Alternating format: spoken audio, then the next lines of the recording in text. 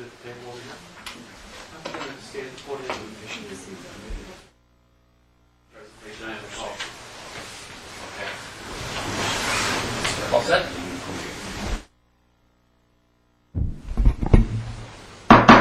Good evening, ladies and gentlemen. The regular meeting of the Grosse Ile Township Planning Commission will come to order. Would you all please rise for the Pledge of Allegiance? I pledge allegiance to the flag of the United States of America and to the republic for which it stands, one nation, under God, indivisible, with liberty and justice for all.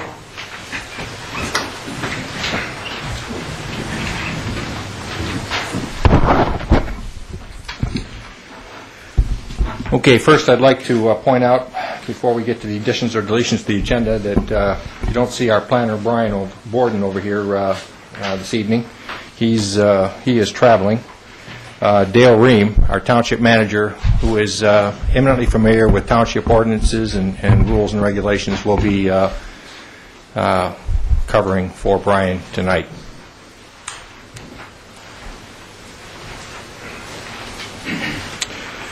Next item is additions and or deletions to the agenda. Is there anyone who would like to change the agenda from that presented? Hearing none, I'll entertain a motion. Move to approve the agenda.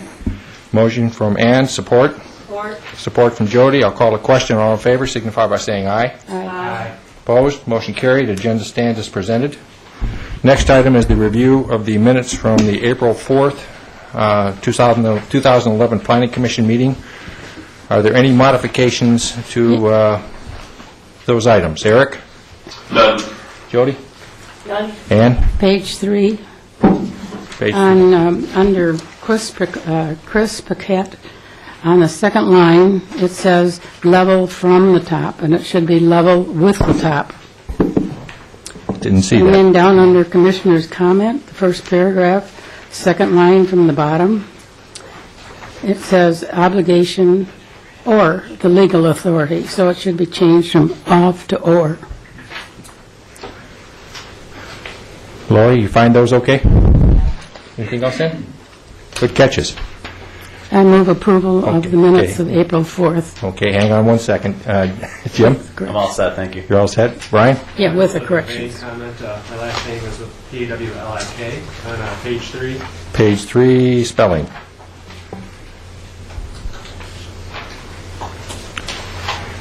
Catch that, Lori? Okay. All right, now, Ann? What? Motion? Yeah. Motion to approve as revised. Okay, is there support? Support from Jody. Call a question. All in favor signify by saying aye. Aye. Opposed? Motion carried.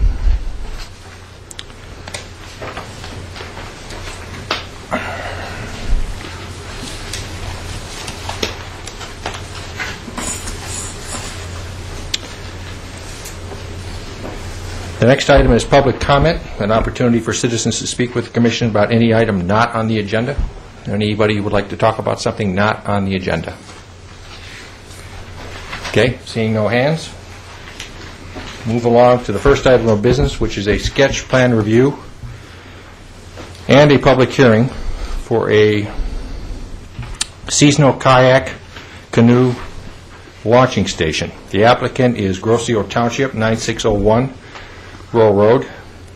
The location legally is Grosse Ile Manor subdivision lots 66 and 68, which are along Meridian, and lots 319 and 320 up through 322, which are along the Thoroughfare Canal, and connecting lots 212, 13, 308, and 309.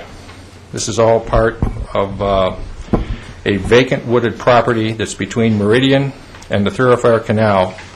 It's opposite the Lowry-Meridian intersection. The zoning on this is R1B, single-family residential. The background on this is that this property, or this project being reviewed, is on township-owned property. In recent weeks, portions of this property were actually purchased with open space funds and transferred to the open space account. Small sections were specifically excluded from the transfer to open space, such that these could be used for parking and for a kayak launch station. The connecting accessory way across the open space is being made for the purposes of being able to get to a leaking sanitary sewer connection that's at the thoroughfare canal.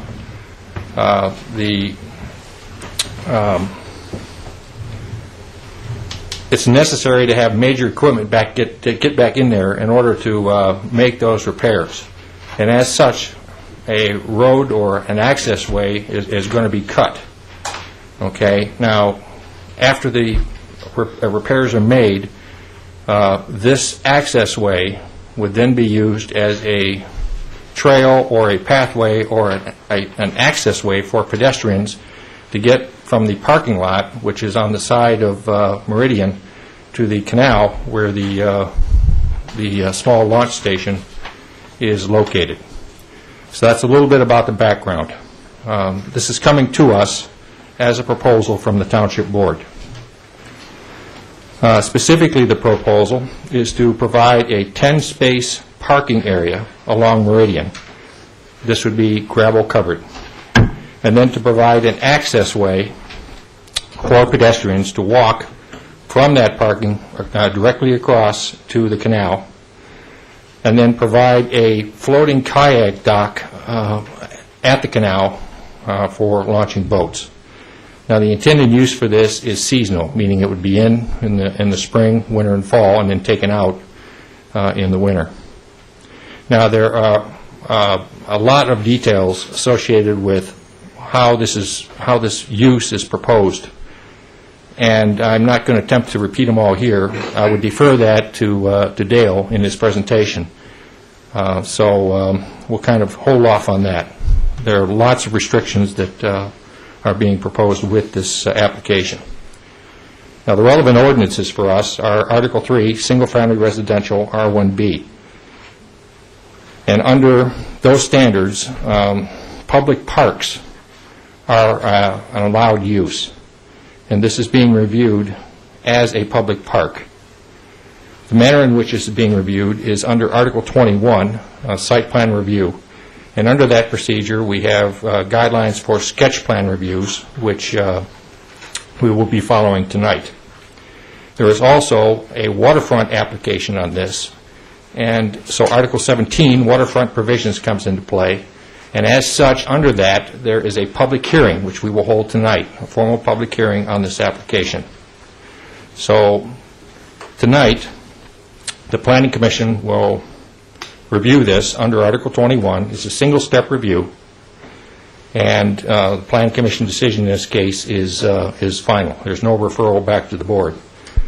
The Planning Commission may or may not choose to vote on this tonight, depending upon what the collective opinion is. So on that note, I'm going to stop and ask Dale, please, to come up and inform us, please, of the details surrounding this proposal.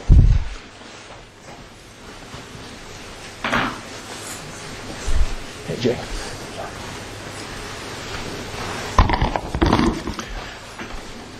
Thank you, Mr. Chairman. My name is Dale Riem, and I'm the Township Manager. And I'd like to thank the Commission for allowing me the time to make this presentation. As the Chairman had stated, the proposal before the Planning Commission is a seasonal, non-motorized canoe kayak launch, and is being presented as a sketch plan under the relevant zoning ordinance. Also, the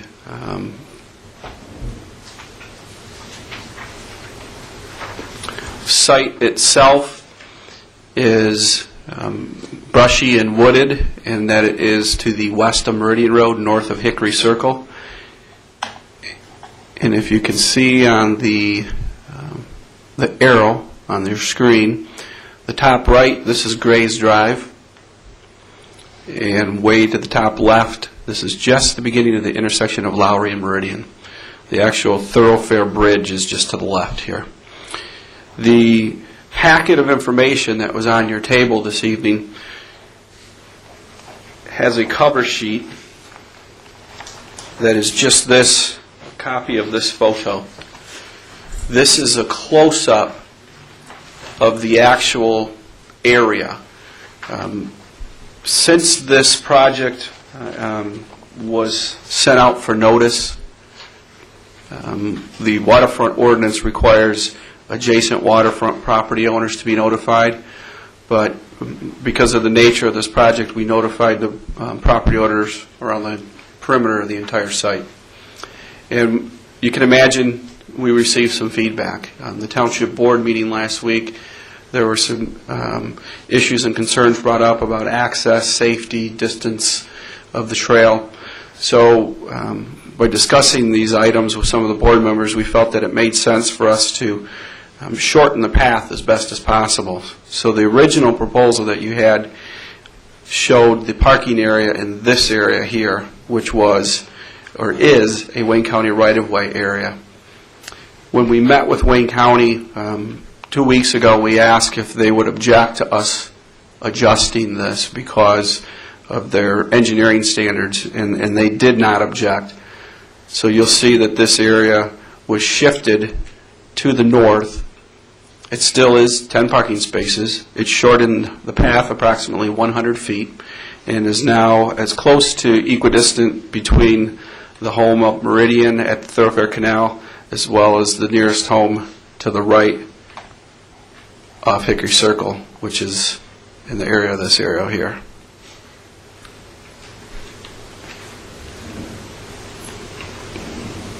So the project itself is just that. It's a seasonal floating dock. And to give you an idea, I'm going to switch over to the overhead camera.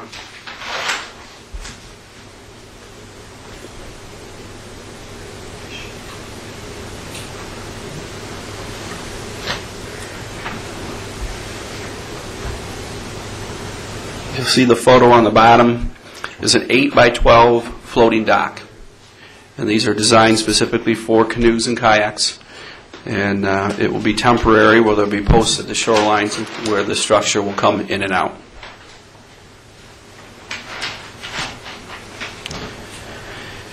We're proposing a rustic trail, which means it'll be gravel as well as the parking area. In a sense, kind of like the areas and the state parks and the federal parks that you have come across throughout the state. And we will be restricting the water access to the non-motorized facilities only, which would be canoes and kayaks. This will only be open during daylight hours. We would permit fishing. That was one of the questions that was asked of the township board, and we are intending to do so. And we have a list of prohibited activities, and they are dumping, camping, hunting, signposting, peddling, bonfires, disorderly conduct, excessive noise, public intoxication, horse riding, driving off-road, swimming, and smoking. These are modeled after numerous park regulations. Actually, they're very similar to the recreation park regulations we have for the soccer fields across the street. Obviously, swimming is specific to the site, and the smoking prohibition was at the urging of the fire chief, just because it was it's a wooded natural area, and he felt that that would be a concern of his. The history on this, this is a township board concept. This was something that the township board had discussed in a series of study sessions they had starting in 2009 and through 2010. And what they identified was they wanted to have a non-motorized launch. So from there, the Open Space Greenway Committee was asked to review several sites, or any sites that they felt made sense. And along with the handout and narrative that you have in the table tonight, I've also included the sites that the Greenway Open Space Committee looked at. So this site was one that they evaluated, and this site was one that at the conceptual level There are many board members that like this site better than others. And I don't want to get ahead of myself, but I'll explain the board process shortly. So here we are tonight before the Planning Commission for the sketch plan review and the public hearing under the waterfront structures. I wanted to identify this. You know, there have been rumors that I've been approached by some residents, and the comment is the board's already approved this project. The board's already approved this project. Why are we even going through this? Not true. The township board values the process, and they value the hearing, and they value the public input very, very dearly. That's why we're here tonight, and we welcome all those comments. The board will obviously take into consideration things that the resident or the commission are asking. We would welcome reasonable conditions to the approval, and from there, obviously, we would think that would just make this a better project. And the other comment is that the board's made up their mind. This has been done in secret. Again, not true. We're having the hearing tonight. The board's discussed this concept at several board meetings. It's been at the committee level for a year and a half. Recreation Committee or Commission has discussed the concept. So it's kind of been a project looking for a home, if you will. And that's why we ultimately are proposing this site. There were a few recommendations that the police chief and the fire chief made that I wanted to point out to the commission and the community that we've taken into consideration. The operation during daylight hours only was a very, very strong feeling of both the police and fire departments. The police also was very concerned about this being opened in the winter because of the ice and people trying to get access to the ice. And we will be closing this during that season. And obviously we wouldn't want to have to maintain the facility as well either. So we would close it, I believe, roughly sometime maybe December 1st through to the spring. I know sometimes people are crazy enough to kayak in November, but I think it's possible. And then the fire chief recommendations, they wanted the prohibition on the smoking, and they also recommended that we evaluate placing an additional fire hydrant on Meridian Road. So we're looking at that right now, whether or not that is feasible and how it can be accommodated. It was a suggestion that the chief made to me, so I just wanted to go on record that we're strongly evaluating that. The legal status of these actual properties.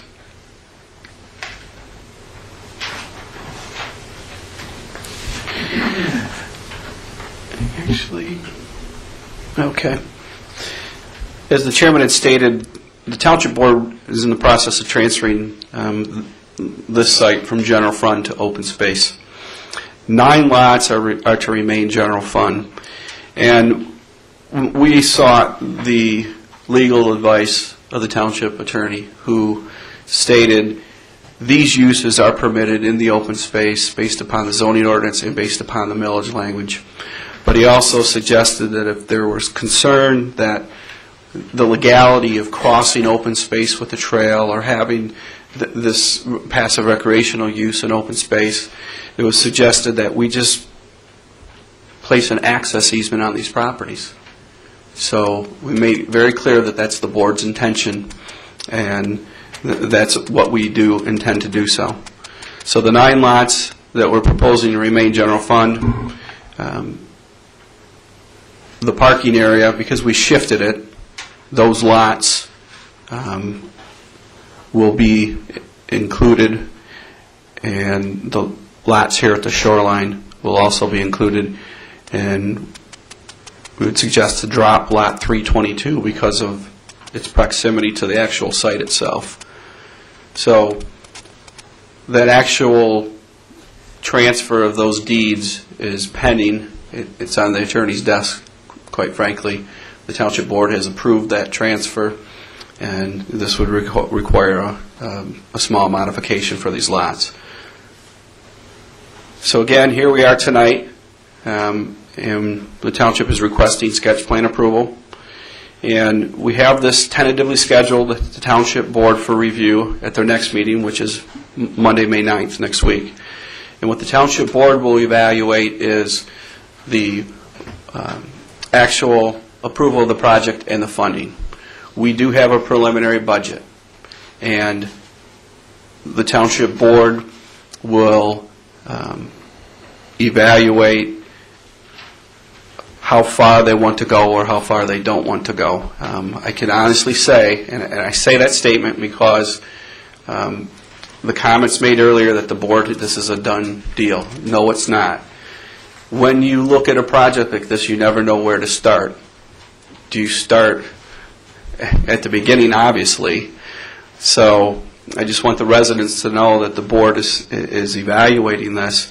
There are those that feel very strongly about it, but we want to make this project as best for the community as possible.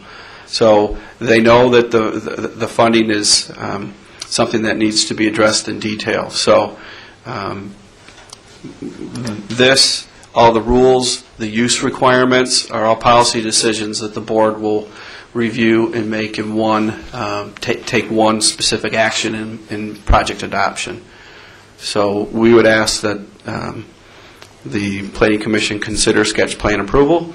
And with that, I'll have a seat, and if there are questions from the Commission or from the public afterwards, I'll be glad to address them. Okay, before we go to the public, I would like to see if there are questions or comments or additional details that commissioners would like to have before we hear from the public. Jody? No, I'm fine with that. Ann? I'm fine with it, too. Jay? No, I'm fine. I'm interested in the public's comments, but no questions are good. Okay. Jim? No further questions at this point. Brian? Nope, not at this time. Okay. All right, then Dale, just kind of stand by, please. I'm going to open up the public hearing now, and we will collect questions, and at an appropriate time, I'll call you back up, and we'll see what kind of answers we can provide to the Great. public. I'm going to go ahead and put the photo up on the computer screen. It has better Okay. resolution than the... There we go. All right, I do have two comments before you start. Did I hear you say you're dropping lot 322? Yes, sir. So 322 is off this. Okay, this drawing shows it. It's coming off. Yes, sir. Okay.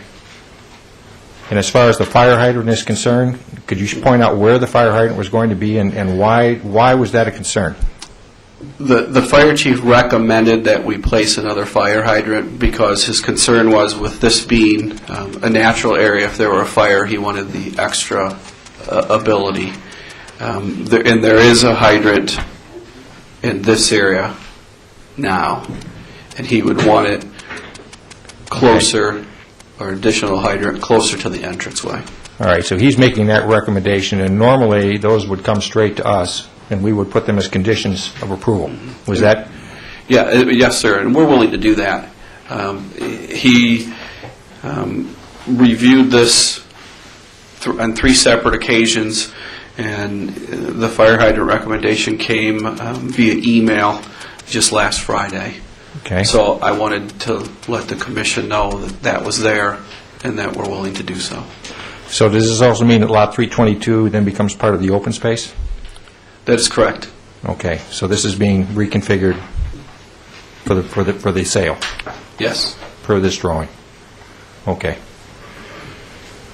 All right, then at this point, I'm going to formally open the public hearing on the seasonal non-motorized kayak canoe launch. We'll go around the room and hear what people have to say. But before we do, I'd like to point out that there were 2 letters which were submitted to the commission by folks who could not attend, Larry and Mary Gilmore. I believe it's Gilmore. It's very hard to read. Very faint and small, I'm sorry. And this was a letter in opposition with a series of questions that they hoped would be answered through the course of this discussion. Dale, I would ask that later on that you refer to this, please, and maybe run through this if there are any open questions that remain following the public comments. We have a second letter, this one from Mr. and Mrs. Kelly Brantley of 9450 Waterman Drive. It's also in opposition for a number of reasons.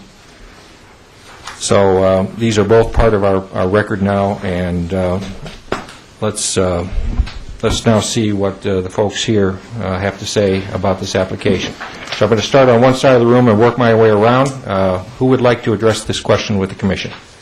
Please raise your hand. Yes, sir. Come on up. Give us your name and your address, please, for the record, and we'd like to hear what you have to say. Len Broder, 24300 North Hickory Drive. And unfortunately, I didn't have time to send in a letter, but I have a document that I'd like to distribute to all the board members. Sure.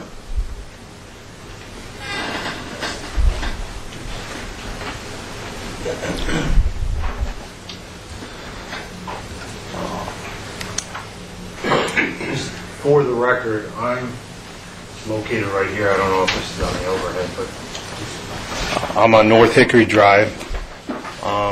And I'd like to start off by saying I'm not the type of person that doesn't want something just for it because it's in my backyard. And I can understand why this seems like a good idea on the conceptual plan. However, after considering the questions and comments that I have, and I think others have, I'm hoping that the board will decide, as I do, that this is not the best course of action at this location under the conditions outlined. And I hope you'll do this, come to this conclusion for no other reason than safety, the number one issue. And I say this because right in the vicinity of this location, in the past, a 7-year-old boy was on this canal ice skating with his father and fell through the ice and drowned.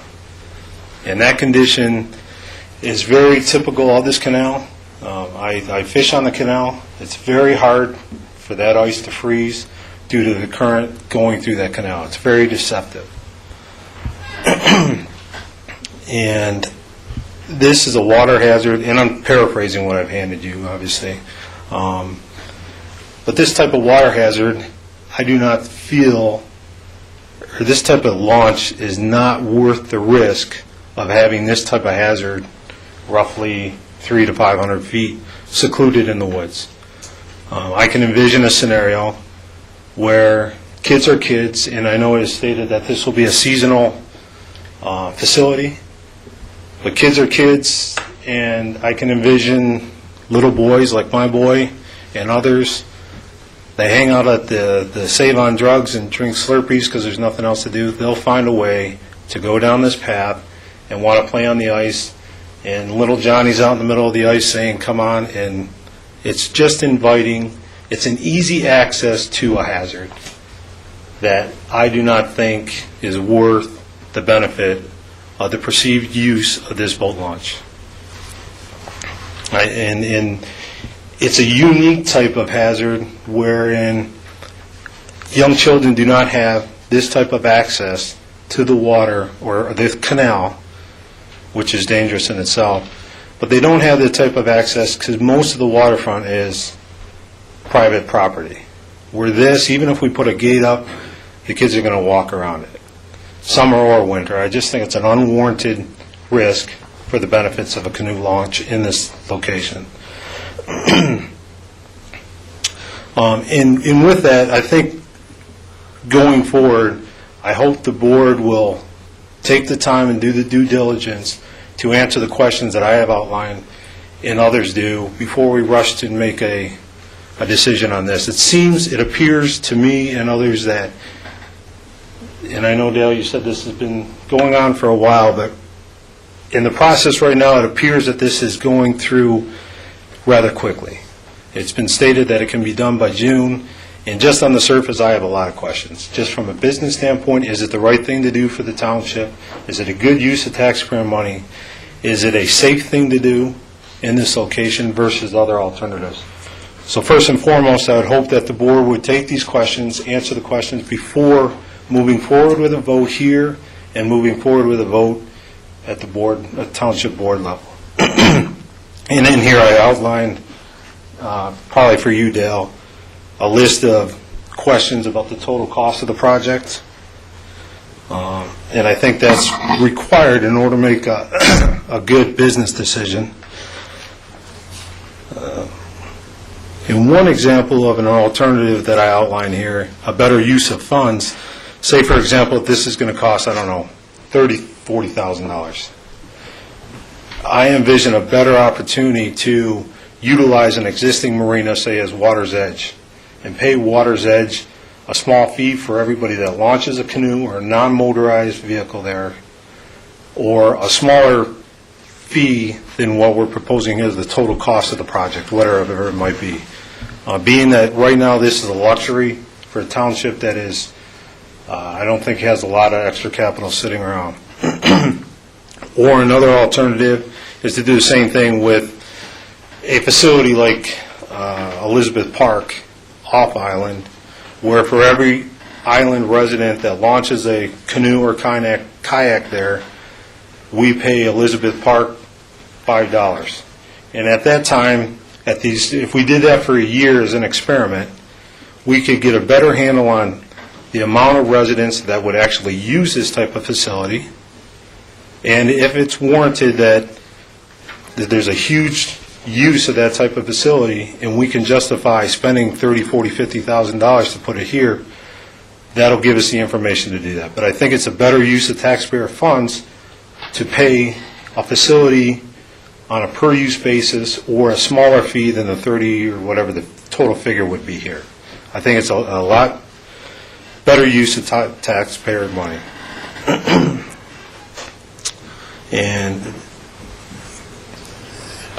And they're more user-friendly, they're safer, being that they're not, you wouldn't have to carry your kayak 500 feet to the launch.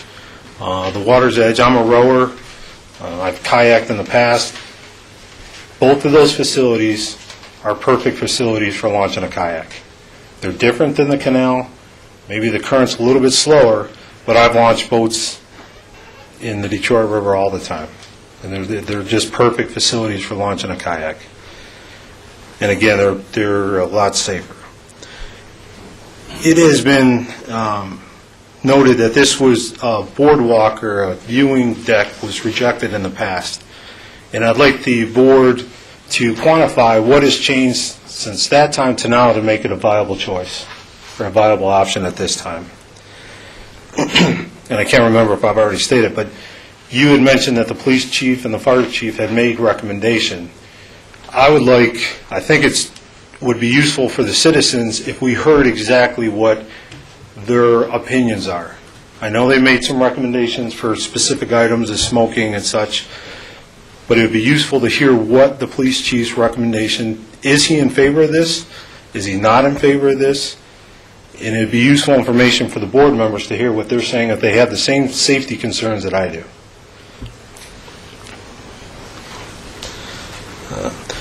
And again, the selection process for this lot, I know, Dale, you had mentioned that's been going on for a while, and I think there were 7 lots that were chosen as possible candidates for a non-motorized boat launch. Was there a ranking system or a qualification system for choosing this lot over the other 7? That would be a useful information to share with the residents of the island to figure out why this one was chosen and why it's chosen now when it was rejected for a project in the past. And Dale, can you show me where the manhole cover is that needs to be repaired? Is it on lot 320? Okay, direct your questions. Dale, could you... Okay. And then who would be funding that? You had mentioned in the board meeting that this would be funded to clear that lot out to the manhole? Okay.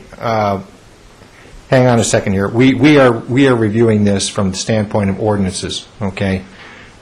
Keep in mind that any other alternative that was considered is not within the purview of this commission. We are evaluating exactly what's on this drawing and exactly what this proposal is. Okay. Okay, we have nothing to do with the cost of the project. We have only to do with the things which relate to what physically is here and is it in the right vein for what is needed for Grocio Township, as defined by the ordinances. So, okay, the questions, some of the questions you're asking are very good questions, but they're Right. questions that should be directed at the township board, okay, which is obviously has a whole different set of Okay. criteria for judging. All right. So if you could narrow your focus, please, to just those points, we I would will. appreciate it. Okay.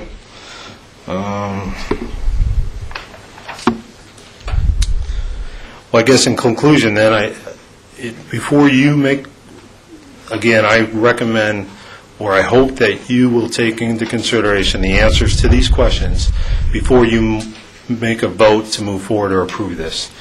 And again, the number one issue that I see is to ask ourselves, yourselves, is it worth the risk to the safety of children in the area, no matter what the season is, given the fact that it's likely that it's a clear path and it'll just draw children down there? Is it worth the risk for the perceived benefit to X number of residents on the island that would use this versus non-island residents that would use it?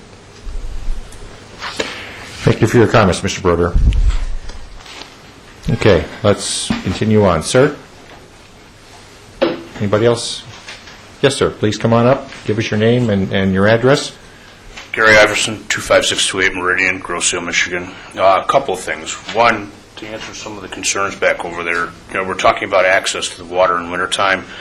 They're going to close it down, but the kids can go 200 yards further south on Meridian and walk down next to the bridge and get access instantly.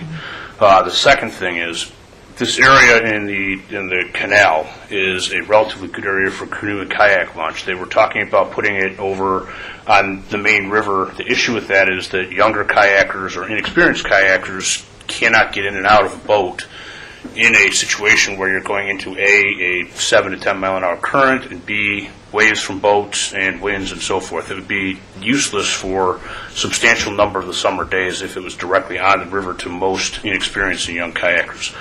The third thing is my son Jeffrey is working on his Eagle Scout, and he would like to, and was heard about this a while back, and would like to make part of this as the Eagle project. So obviously you guys aren't dealing with the funding, but he would like to be a part of the planning on this and so forth. And I know this is part of the ordeal right now with going through the planning commission and so forth. So whatever is available for him to do on this or to volunteer his time, we'd be very interested in doing that. And I guess the last thing, I'm the scoutmaster of the troop on the island here as well, along with having my sons in it. But from past experience, from all of the safety stuff we do with the kids on a regular basis, while, yeah, there is risk of kids getting in there, jumping in, it's no higher than the risk of kids jumping in anywhere along that canal. The canal has got probably 50 places. Just take Horse Mill Road. You can get in there Horse Mill Road in a matter of seconds. I'm going to bet that was one of the other possibilities of where they could have put this, was on Horse Mill Road on would have been the east side of it down there. They have easier access there than they do anywhere else. So it's not right off of Grocio Parkway. I like the idea of having is that a concrete entranceway into the gravel parking lot? Is that right, Dale? You have to have the standard entrance and exit from Wayne County. Obviously, there'd be a culvert there for the drainage and everything. Just looking at the general project, I guess I see no problem with it. I think it'll be a great addition. I can tell you that they're wondering how many people use it. I can tell you the scouts will use it on a regular basis to kayak, and I have a lot of friends who kayak and canoe who would also be able to use it. And I guess one other question, would they be, you say canoe and kayak and non-motorized, what is the definition of a non-motorized boat? I mean, canoe, kayak, what Dale, you want to come on up and address that, please? What about rowboats and that kind of stuff? Are you going to allow people anything they can haul down there? Or? Well, obviously non-motorized means no motor, and if someone wants to carry a small flat bottom boat down there without a motor. Okay. It's not much, same size as a canoe. So, but I guess that's something, food for thought as far as that's just defining that within the use regulations. Other than that, like I said, my son Jeff, come on up. He's been talking about doing Eagle Project for quite a while, and would definitely like to be a part of it. And obviously, he's nervous as heck because he's never stood up in front of a board before. But any part of this that would be reasonable through the Planning Commission or anything else for the Scouts to take on and him to take on his Eagle Project, we'd like to meet with you guys some other time, or whoever it is we need to meet with.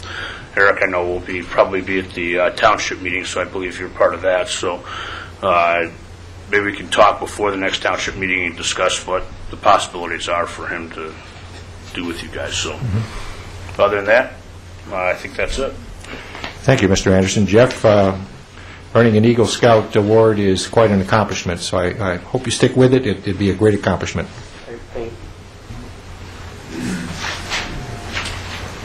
Okay, let's entertain additional comments. Yes, ma'am. Please give us your name and your address for the record, and welcome to the Planning Commission. Thank you. Good evening. My name is Nancy Strom. I live at 9485 Waterman. First of all, I want this commission to know we were told the boat launch was just in discussion phase. My husband came to the township and he was told it was just a concept. So this has been going on since 2009. We have just found out about this 2 weeks ago. There was no preliminary hearing for Groseal taxpayers who own open space. This should have been an open forum. All residents on Hickory Circle, Waterway, Haley Crescent, Grays Drive, West Shore subdivision should have been notified because this is a public boat launch. On April 11th, the board meeting, we found out that they wanted to put a parking lot 200 feet from Hickory Circle.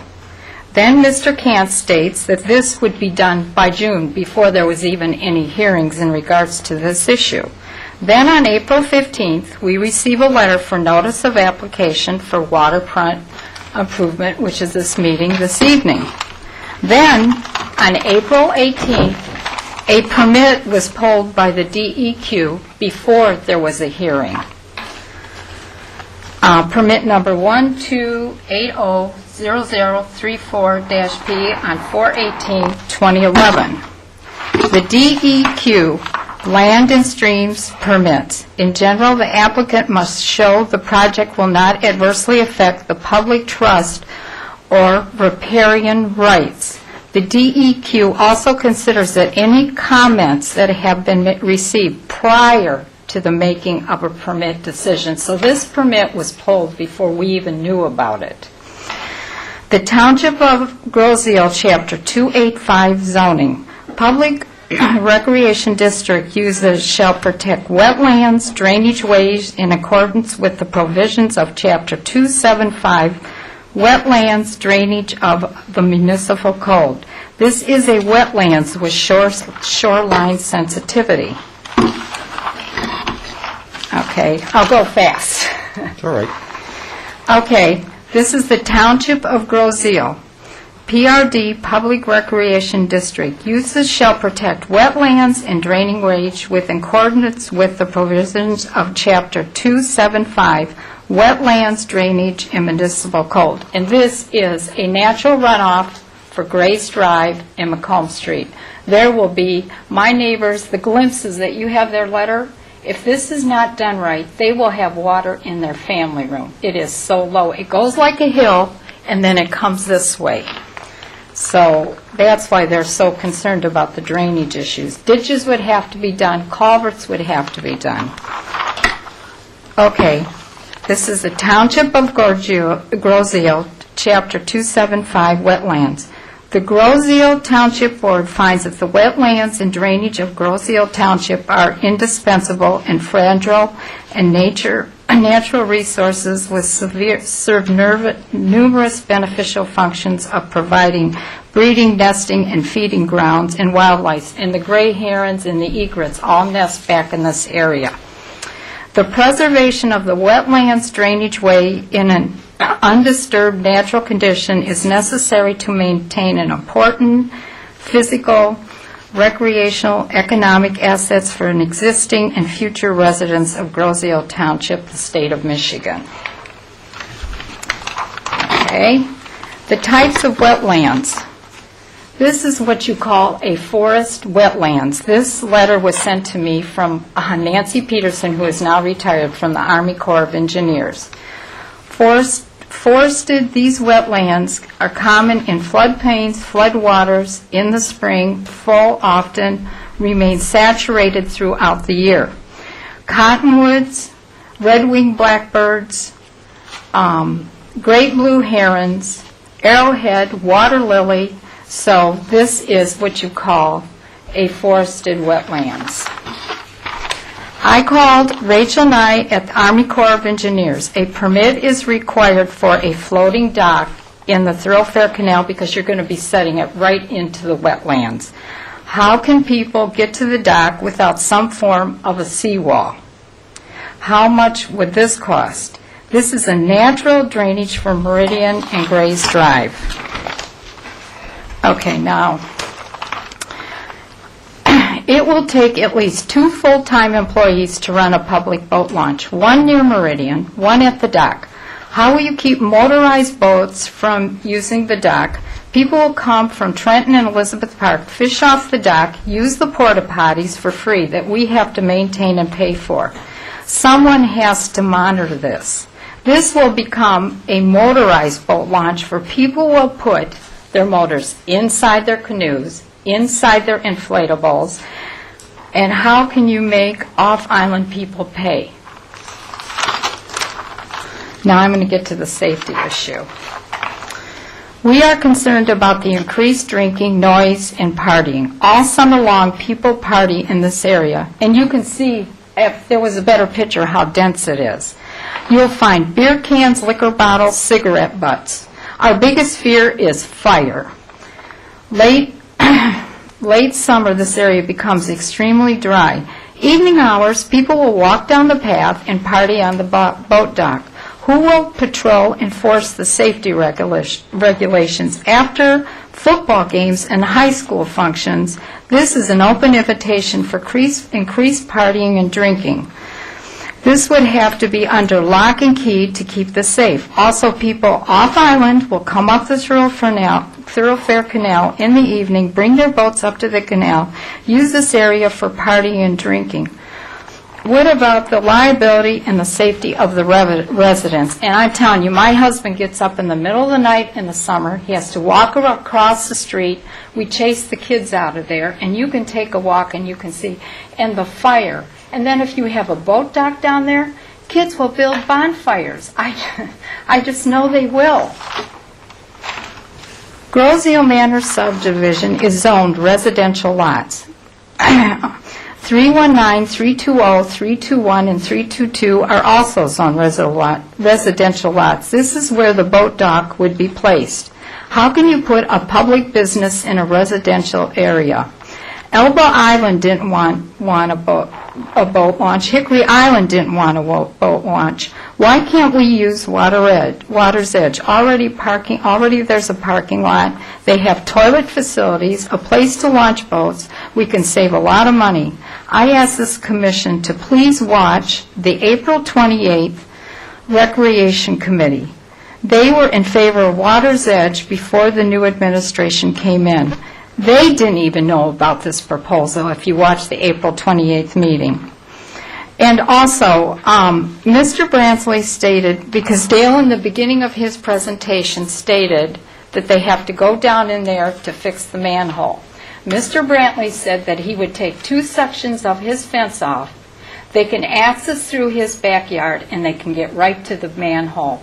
Because the way this sounds, you're going to have one path going for the boat launch, and then you're going to have another path for the manhole. So is there going to be 2 separate paths going down in this pristine area?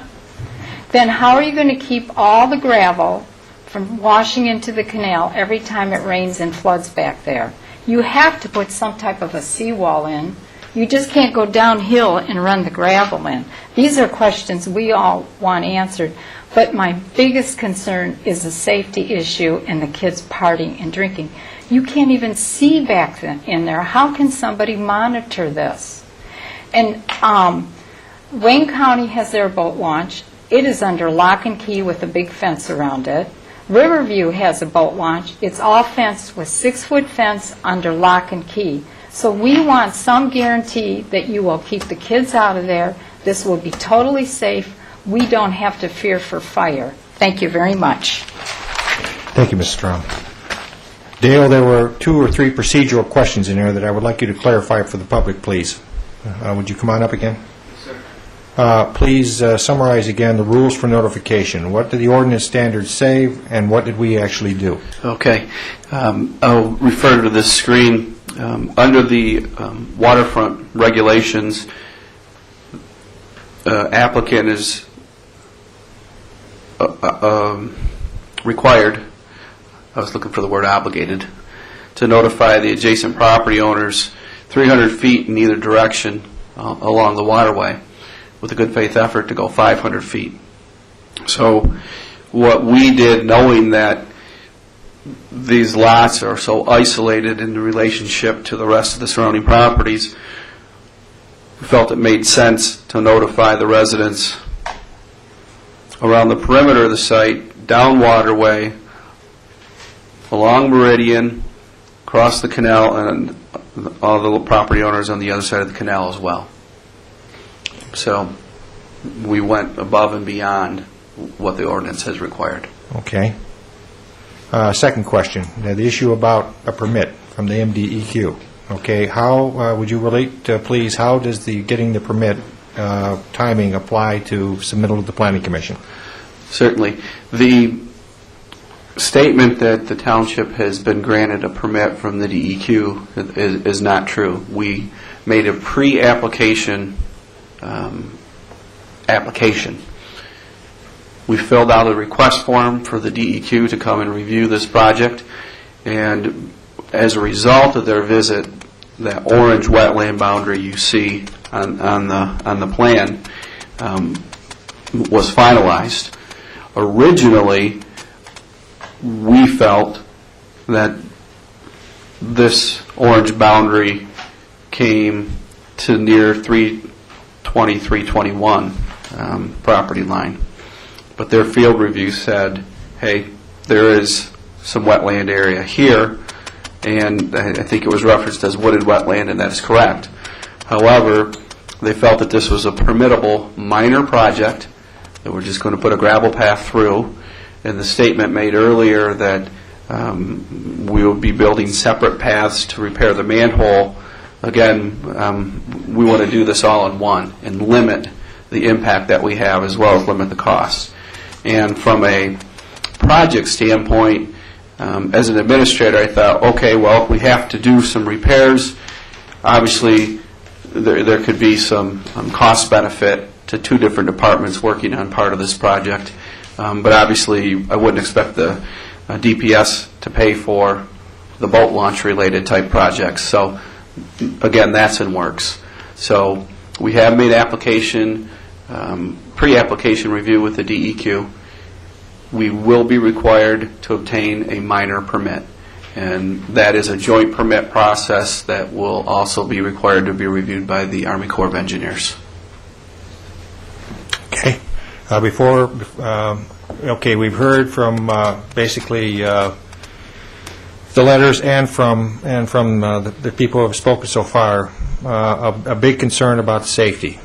Okay, could you relate a little more about what both the police and fire said about managing access and managing this area, so that certainly these concerns with parties and improper activity Certainly. are known and dealt with?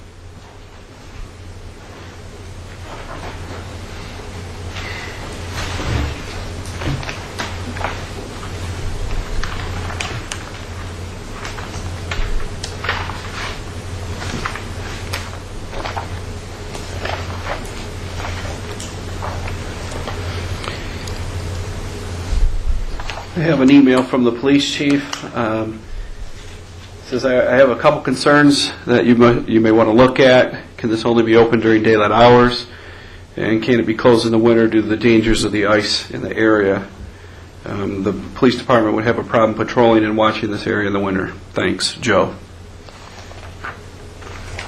And the fire departments, as with any project, there are life safety and fire-related concerns. Item 1, accessibility to the water quickly in case of a heart attack or water rescue. And I want to point out that here near the parking lot area, there will be bollards, which are posts, which will restrict trail access. So someone cannot back a car down or drive a car down there. But obviously, if police and fire need to get through, there's ways for that to happen. Number 2, no smoking. Number 3, no open fires. Number 4, no nighttime activities. Number 5, the natural habitat is a problem if there is an accidental fire. The growth during the summer month could be very dry and burn quickly. Number 6, there are homes that are adjacent to the open space if there were a fire. And number 7, if the project is to go forward, I would like another fire hydrant on Meridian Road. And that's from the fire chief. Okay, well, because of the nature of what we heard, I want to expand on a couple of questions on this. Okay, how is the standard police protocol for observing something like this? Do the policemen leave their cars and walk to the ends? How you can't see through the woods? Yeah. I mean, how do they do this? We made this trail straight, and that's for part of the reason that the police chief's urging, that he wanted the ability to have patrol to see straight down the path. And as a matter of their routine, certainly just as they do in the other parks and Playscape, they do get out of their vehicles from time to time, but I would say that I would guess that they wouldn't do it all the time. And one of the suggestions made was, are we going to lock that at night?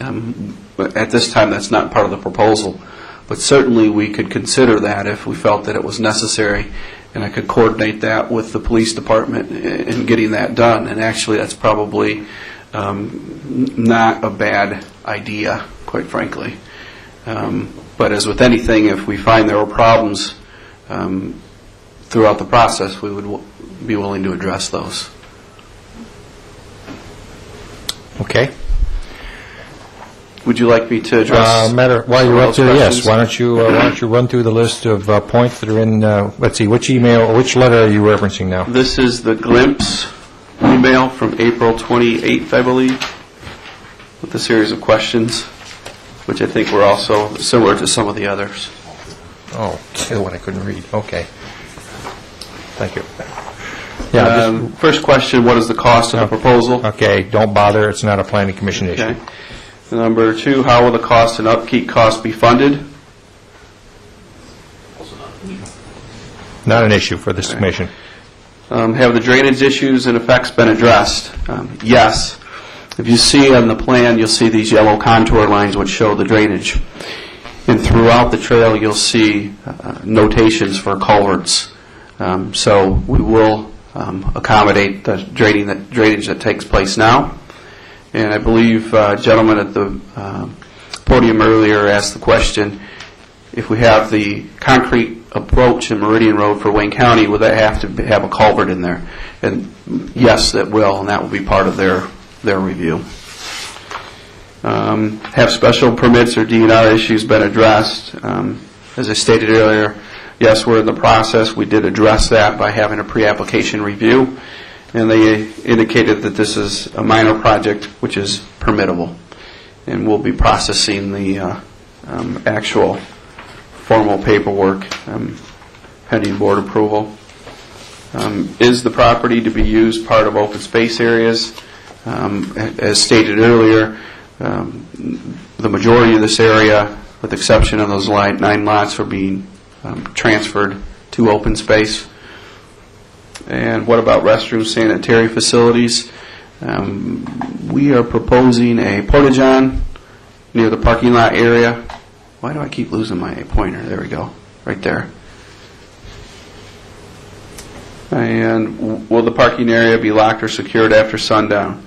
We're not proposing that at this time, that it is to be determined, but I like that idea. I'll have to coordinate with the police department on the logistics of doing that and be willing to make that part of this proposal. Will pets and animals be allowed in the area? Yes. And our main concern is after sundown, is about possible after sundown activities, noise, bonfires, loitering. How will this be policed and controlled, as I stated earlier, by police patrol? It'll be part of their normal routine. Okay. All right, let's go back to the public, see what additional questions or comments we have. Mr. Gandol.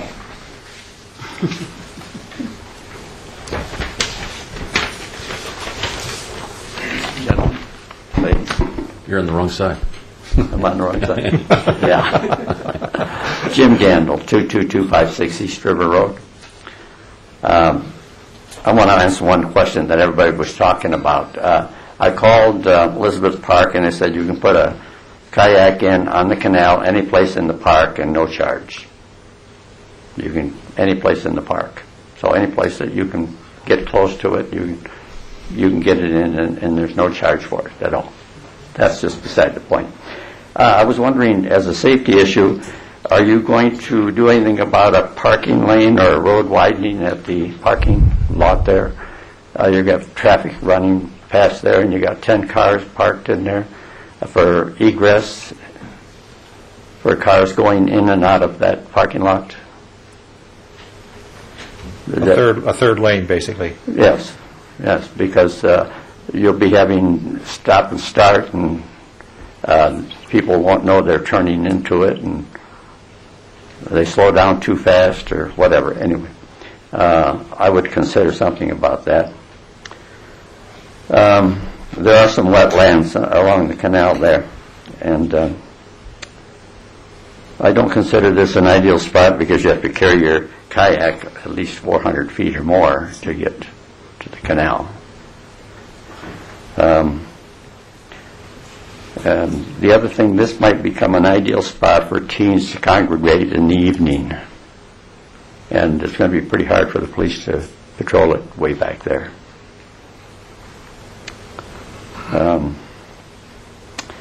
The other thing, the last time this came up in 1988, we had to have an election on this by 60% of the electorate. Gail, is that law still in effect? I believe it has been repealed, so no, it is not. What law is being referred to here? It's is this a use of open space law? This is a state law that was in effect. MCLA 41-41.481, public docks, township ownership, authorizing vote. Any township in this state abutting upon any navigable waters may acquire, construct, maintain wharfs, piers, docks, and landing places for use of the benefit of the public, and may lease and control the same. And the township board shall act for the township in acquiring, constructing, maintaining same, when authorized to do so by an affirmative vote of 3/5 of the qualified electors of the said township, voting thereupon in any general election or a special election. Okay, so what that says is that any time a township engages in something along the water, basically. You're supposed to have a vote. Vote. Dale says that it's been... Okay, well, it's a question. I'd like to know that. It's still in my book, but anyway, that's about all that I have to say right now on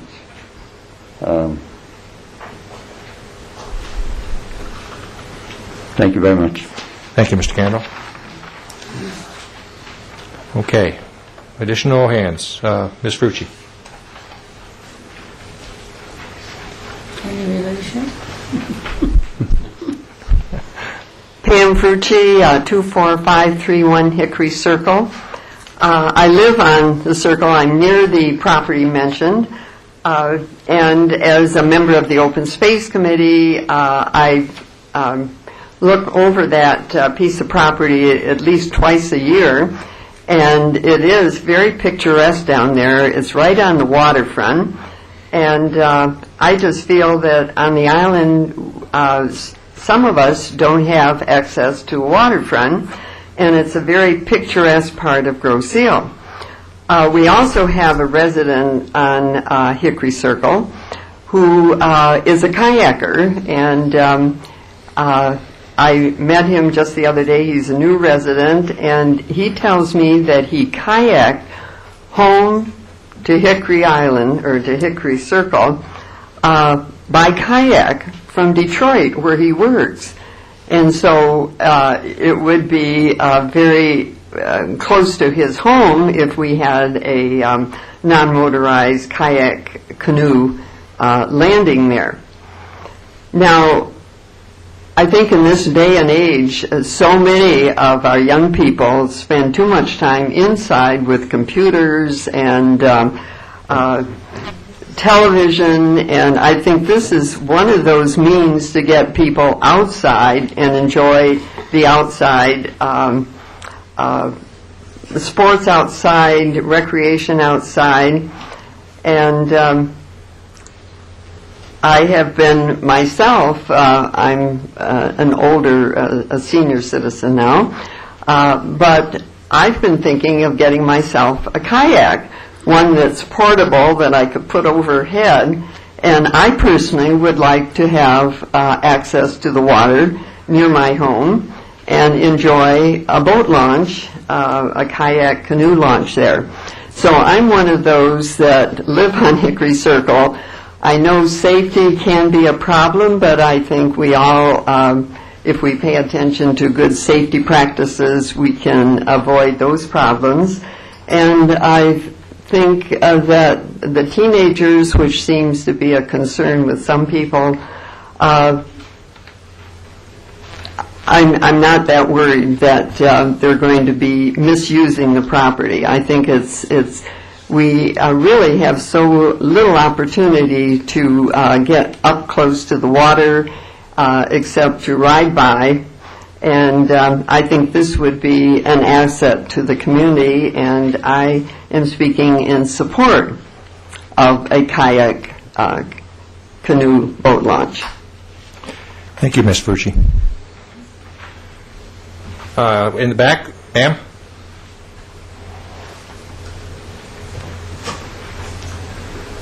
Okay, my name's Jan Rosati. I live at 26281 East River. I'm not in this section that you're talking about, but I don't agree with it. First of all, for the safety factor. It's an accident waiting to happen. I want to know who's going to be liable for it if it falls upon the township taxpayers. Also, where's the overflow going to go if there's 10 spots are taken up and somebody wants to go use it? Where are they going to park? And as far as telling the kids not to go down there, get real about it. You know darn well the kids are going to go there. You tell them no, that's the first thing they're going to do. They're going to party, and the younger kids are going to ride their bikes down there, and somebody's going to get killed. It's already happened before, so. Thank you, ma'am. Yes, sir. Come on up, Peter.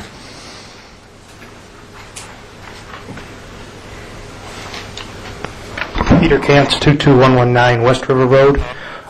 In regards to the gentleman's question about the law that required the voters to vote for this, Brian Loftus apparently was aware of that concern and investigated it today and sent Dale and I an email. I don't think Dale's seen it yet, but I'll just read it in part. It says, "Sorry, I will not be able to attend tonight's hearing on the kayak launch. Tony Gray advised me of an old Michigan statute that required a vote of electors before a township could construct or maintain a dock, wharf, or pier, MCLA 41.481 or PA 286 of 1923. The statute and subsequent 41482 were repealed by PA 79 of 1989. So that answers your question about whether or not there's a vote required before we can go forward with this. A vote is not required. I live on the water, live on West River. I own 2 kayaks. I don't need this kayak launch for myself because I'm able to launch from my front yard. But I tell you, I've kayaked up and down that canal many times. I've kayaked on the Trenton Channel many times, and it's something that I would like everybody on Grosse Hill to be able to experience, because it's a very, very beautiful area, and I think it's incumbent upon the Township Board to respond to the community's needs, which they've expressed many times for this type of facility. So I'm 100% in favor of this. Dale and I have looked at a number of different sites. All 7 of the sites that the Open Space Committee investigated at my request back in March, and found that this is by far the best of the 7 sites. A lot of work has been done to verify that this be a feasible project. We have listened to the concerns of the residents and made revisions to the project. We've moved the parking lot, we've shortened the trail, we've addressed the issues that the police chief and the fire chief have raised. So I think it's a project that is ready to go forward, and I think now is the time to go forward with this project. Thank you. Thank you, Mr. Kans. Okay, let's continue on around. Yes, ma'am.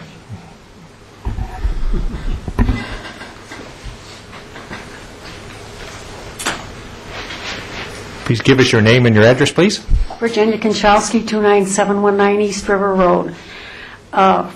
You said earlier that I know that the cost of this is not your issue, but when you make a recommendation to the board, like what you're going to recommend to the board about this, do you take into consideration the cost at all? No. No. So you're just making a recommendation based on what the ordinance is. Doesn't matter what we say, or...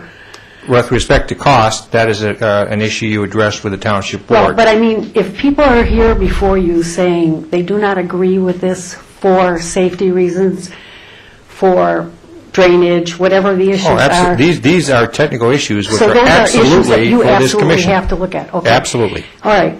Regarding the police, I cannot believe that the police department is going to even has the manpower to overlook this. I mean, to oversee this. They just don't have the power to do that.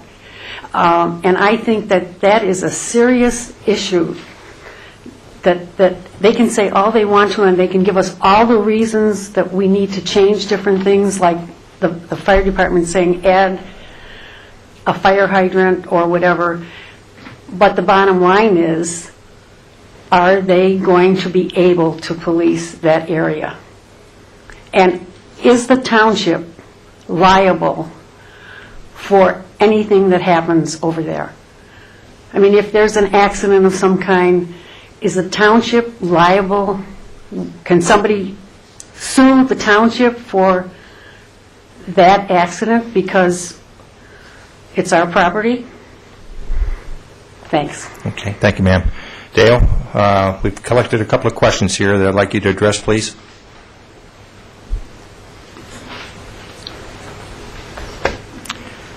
The issue was raised about road access, specifically Wayne County thoughts on having a third turn lane or a wider turning lane to the right or left for access into that parking lot. Was that discussed, and is that an issue?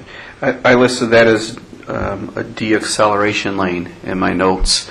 And when we did review this property with Wayne County, they were the preliminary opinion that would not be necessary. So we have submitted this sketch to them, and through their review, that may or may not be a requirement, but preliminarily, no. Okay, preliminary, no, subject to final Wayne County review. Yes, sir. Okay, and you concur with with Mr. Krantz that that law that was noted was revoked?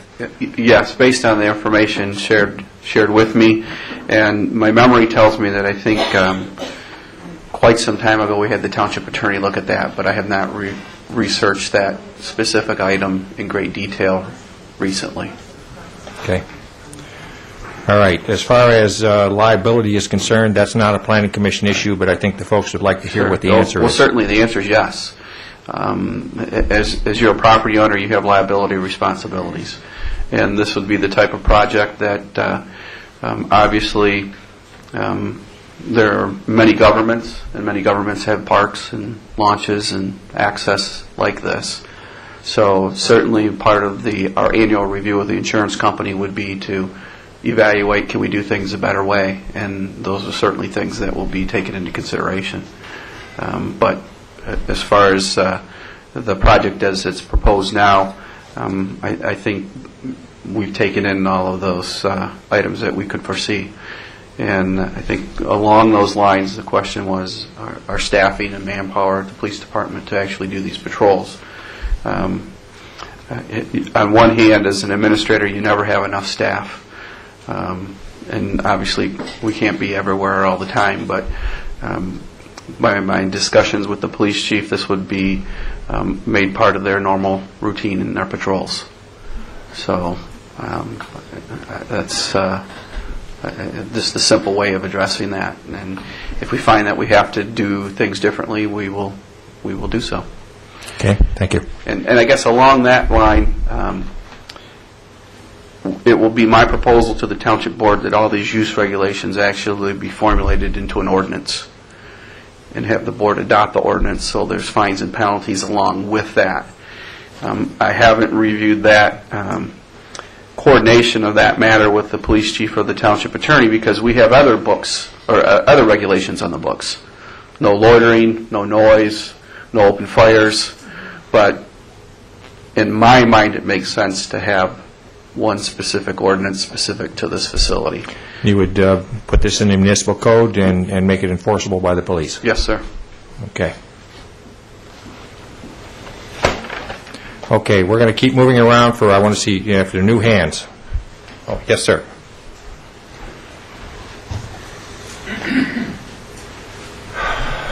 Good evening. My name's Gabe Dobus, 9902 Waterway, Roselle.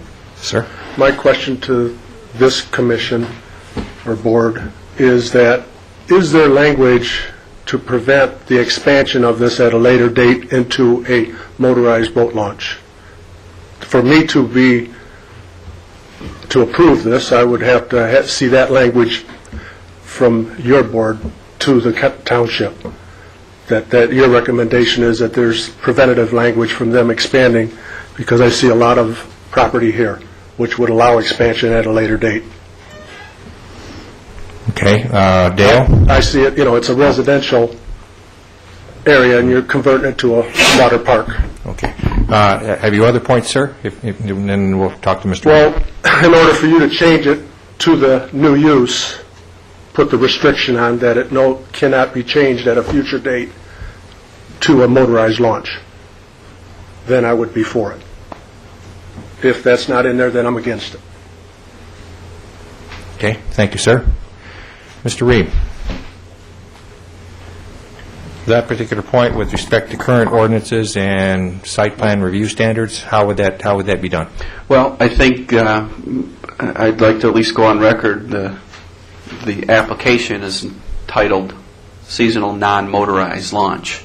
And I think that logistically, having a motorized launch and having a motorized launch in the canal would be a detriment with that type of boat activity. That's the reason we find this attractive for the non-motorized aspect. So the fact that we have that listed as one of our requirements and restrictions, that would also be incorporated into an ordinance as part of the same. Okay. Mr. Chairman? Yes, sir. If I can ask one question on that, would it be possible to deed restrict this property so that it would be deed restricted, no motorized launch? Certainly. Yes, sir. Okay.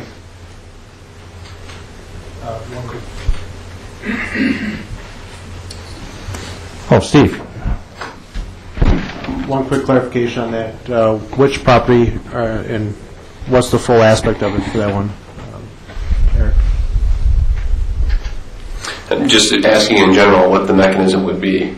And the mechanism, I think, would be to deed restrict the property. And it would be, any one of these properties. Any one of the 9 properties in question, anyway. the open space that's already around there is already deed restricted against that. Steve? Okay. Okay, let's move on with hands. People who have not spoken. Yes, sir.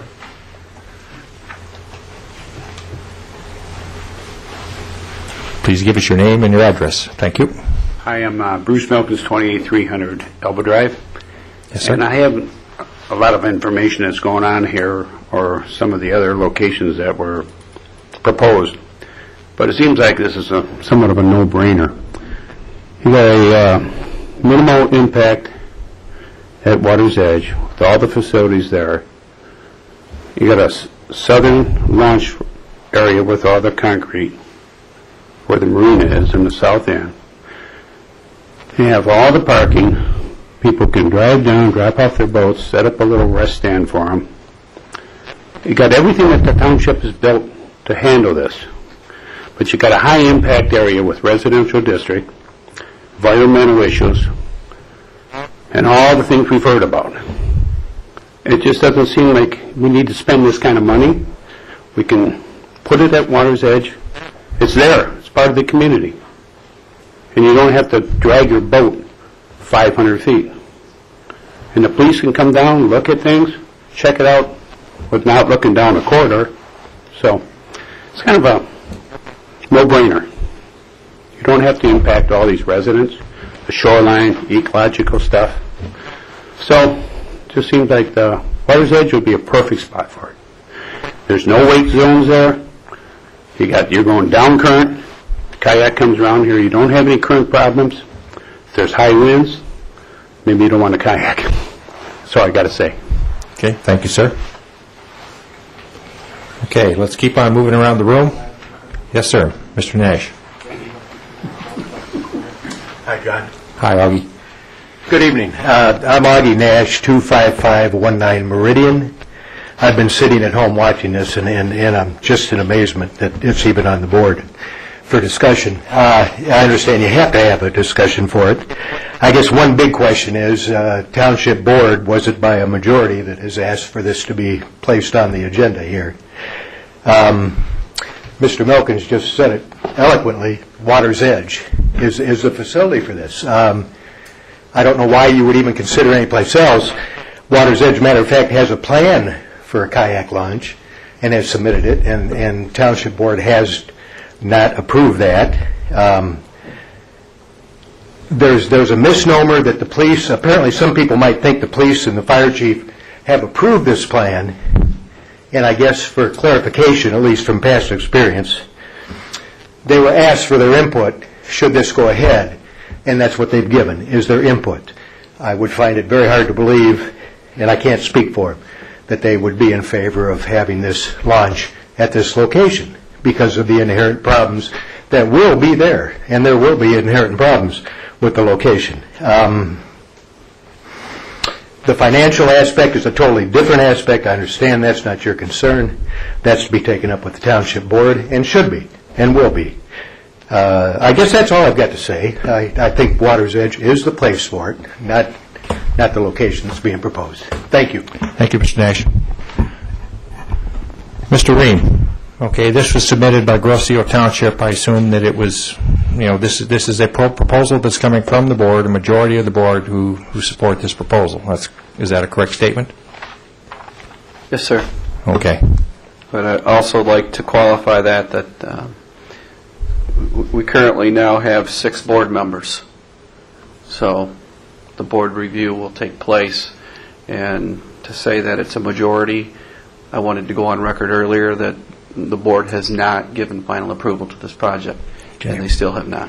But they've given enough approval that we're having the public hearing here tonight? Yes, sir. Okay. Yes, sir. Good. Thank you for that clarification. Okay, let's keep moving around the room here. Yes, sir.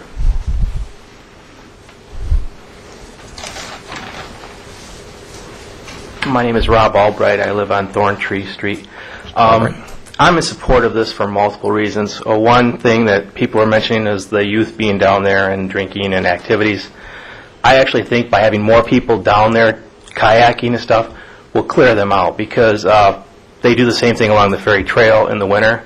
And in the summer, when it comes, people start walking their dogs in there, they vacate that area and they don't do that. It's a quick phone call to the police if they are there and their minors drinking, and they will be responsive. Also, from a police location, you're 3 blocks from the police department. So if you're going to put something like this in, where better to put it in, where there can be quick responses if need be. If you put it on one end of the island or the other, you're less likely to get as many patrols into the area. So on those things, it's beneficial. From a kayaking experience, the canal is much easier for people who are not experienced kayakers to get in and out of the canal in a kayak versus somewhere like Water's Edge. I'm a boat owner as well, and I can tell you that many boat owners in the area, especially along the river, do not slow down for kayakers, and so there's wakes. And for somebody who's not an experienced kayaker, that can cause a lot of problems, and it's actually much riskier to the kayak by having them at Water's Edge versus putting a spot here for them. So that's my opinion. Okay. Thank you. Sir. Okay, additional hands. Yes, sir. Scott Aston, 21446 Columbine Court.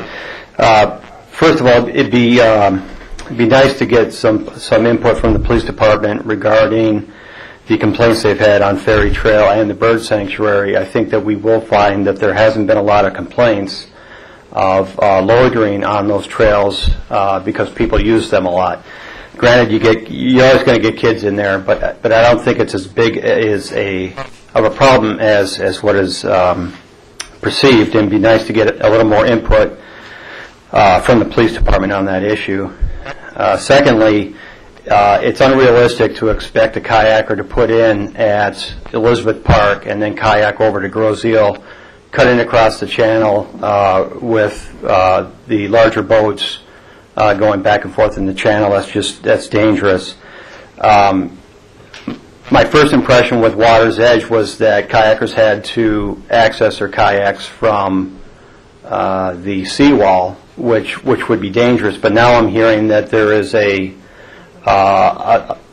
small access point on the south end of the island, south end of Water's Edge, which can be used as an access point. And I'm wondering if how much stop at the Water's Edge on the south end has been considered, because from the sketch, if kayakers can access the water on the south end of Water's Edge, it's not that much. It's not that difficult for them to hop around the Free Bridge and then access the canal away from all the larger boats. So that may be something that has been looked into or may not have been looked into. If we're just talking about this site, I believe that the reason this site was approved is because of the low elevations going to the water, as opposed to other places such as the Ferry Trail or the Thoroughfare Canal, where you really have a steep hill to carry your kayak down to try and access the water, which is dangerous, and I believe that's why this site was chosen. And then lastly, I'd be speaking out of both ends of my mouth if I was to approve wetlands destruction here for a path, when I'm generally opposed to disturbing wetlands.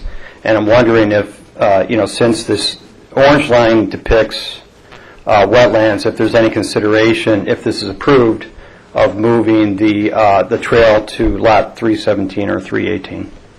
Thank you. Thank you. Mr. Ream, considerations for moving that path, or moving it, basically everything further to the north, parking lot and access point. Moving the path to 318 to get it out of that wetland area would be moving it closer to the residents to the north. We moved the parking area equidistant between Lowry and Grays Drive, which is practically completely centered between the two closest homes. So I would hate to shift it one way or the other and crowd someone else, or else take away from that aspect of the project. The other item is, in order to access that manhole, which is the, again, the red dot,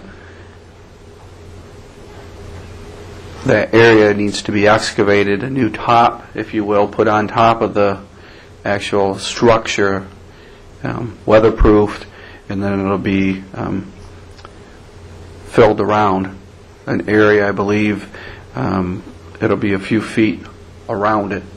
So that's the preferred method of protecting manholes in these types of situations. So it will require additional fill, which is understandably permitted by the DEQ. So we're putting the path right next to the manhole. That way we'll limit the impact. And again, the path is just the gravel path. Probably 8 inches of gravel at grade. And then the areas that require the culverts will be placed. Okay. Thank you. All right. Yes, ma'am. Please give us your name and address, please. Rebecca Kong, 8345 Stout. I'm a rower, which means I have a crew shell that gives me about 3 inches leeway between me and the water. So going on the river, though I know people do, whenever I've done it has been terrifying because any kind of wake or waves or wind basically swamps me. And so canal access is extremely important and would be very useful, and it's very different, canal access versus river access. And a previous speaker had mentioned that there were current problems with people having parties and bonfires. And it seems to me that if that is a current problem, then more patrol and more visibility in the area would be beneficial rather than harmful. Thank you. Thank you, ma'am. Okay, any other people who have not spoken? Yes, sir. Name is Patrick Best, 9920 Waterway. I'm just looking at your sketch there. It's the first time I even found out about this, but what does the yellow represent, the yellow lines? The crosshatch that you see? Yes. Okay. Dale, would you please talk about the yellow lines that are on here, including the gradients? Yes. These yellow contour lines show the elevations, and you can see that this not elevation here is 590, and then it slopes down to the canal. These yellow cross-hatched lots here are designated as lots that are to remain in general fund, under general fund ownership, and not transferred to open space. Now, are they going to be? Is that going to be gravelled, or is that going to be left in the wild for just weeds to grow up, or how are they going to handle it? The entire project will have as minimal impact as possible. The blue area showing the parking area and the trail. That's 400 is feet. The area. That's 400 feet, yes, sir, from this point to this point will be How about cleared using for the the mouse, trail. Dale? Use the mouse. And, people I'm can see sorry. what you're talking about. From this point here at the parking area edge to the shore is 400 feet, and the area of impact would be just that, the parking area and the trail, which is proposed to be 10 feet wide. Okay. And everything else would remain natural. Once you get down to the bottom down there, what's the footage for? How big is it going to be? How wide?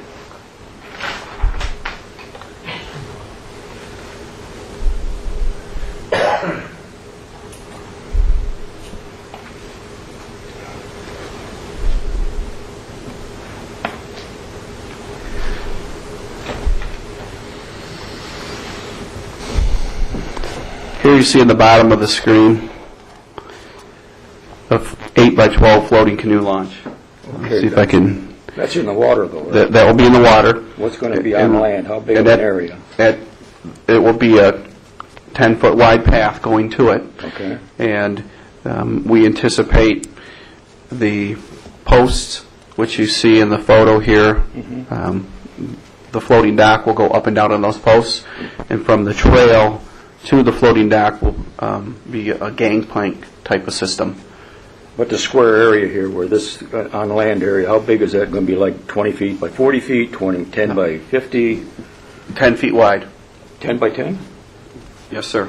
Just the actual Will it be width of the gravel trail. then, or? Yes, gravel right up to the shore. And it's never going to get any bigger than 10 by 10 out there, down there. No picnic tables. We're proposing no picnic tables. Okay. I would just like to, to me, I'm against this. Like Water's Edge would be the perfect place for it. Certainly the money that you're going to put into this, you could put into that and make a very excellent place to launch kayaks and canoes. Thank you. Thank you, sir. Okay, additional people who have not spoken.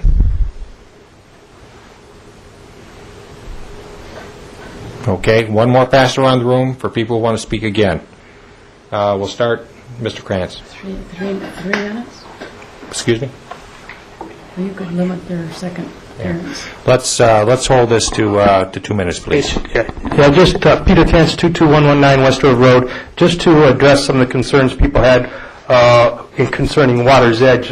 We definitely did look at the Water's Edge. Matter of fact, Water's Edge has been looked at as a possible site for a launch, a non-motorized launch for many, many years, and it simply hasn't happened.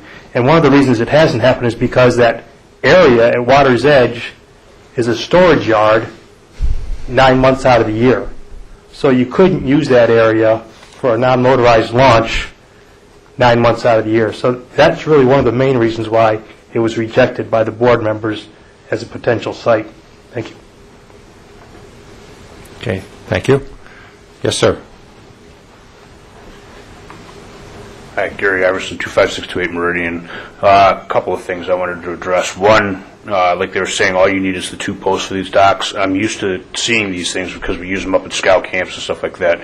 There's no seawall needed or anything like that. You just run a plank out to them, hook them up to the 2 pylons, and in the wintertime you drag the thing out, set it over on the side, and it's fine. So there's the environmental impact on this is going to be very minimal. You've already got a sewer cap there. There isn't going to be hardly any environmental impact. And also, everybody keeps talking about Water's Edge. We've got a couple of people over here who said river launching and canal launching are 2 totally different things.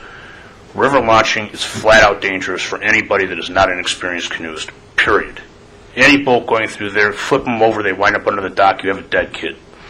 On the canal, there is no wake. They're worried about motorized boats in there. The only motorized boat that's going to have any business being in there is going to be a very small one, and they're not going to want to take that down out of this anyway. They'll launch it and come underneath the bridge from other ends. But any large boats can't get out of the canal. There's a bridge on both sides they can't get underneath. So that would address the long-term issues. And like you said, we could just deed restrict it and say you can't put it in there. And also, I believe you said that the open space restricts it anyway, so if the only area that's going to be set up for this, that's going to be left in the general fund, is this small area up here, you couldn't put a motorized launch anyway because you'd have to have way more land for turnarounds and everything else. So essentially, that eliminates putting a motorized boat launch in there, because you can't make a turnaround to back a boat in.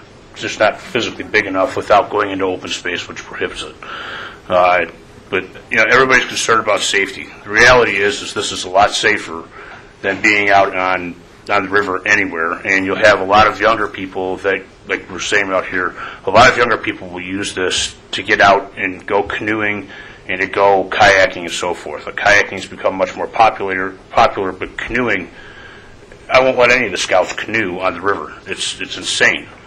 We have canoes sitting down in our storage thing here, actually on airport property, that nobody's used because you don't have any way to get them onto the canal safely to use them, and they're not safe to use out on the river. It's just you capsize a canoe in the river, you run down out, and before long you're in Lake Erie or you run over by a boat. It's just not safe. So I think this is a great idea for many, many reasons. The environmental impact will be very small. You're already going to have a trail back there because you've got to go back there and fix the sewer lines. If there's a sewer cap back there, they might not have to go back in 5 years, but 10 or 15 years, they're going to have to cut another trail back there to get to that sewer line again. They're eventually going to have to get there. Might as well maintain it, have a simple trail back there. I think that's the best thing to do, and it covers everybody's bases. So, okay. Thank you, sir. Final comments. Mr. Nash.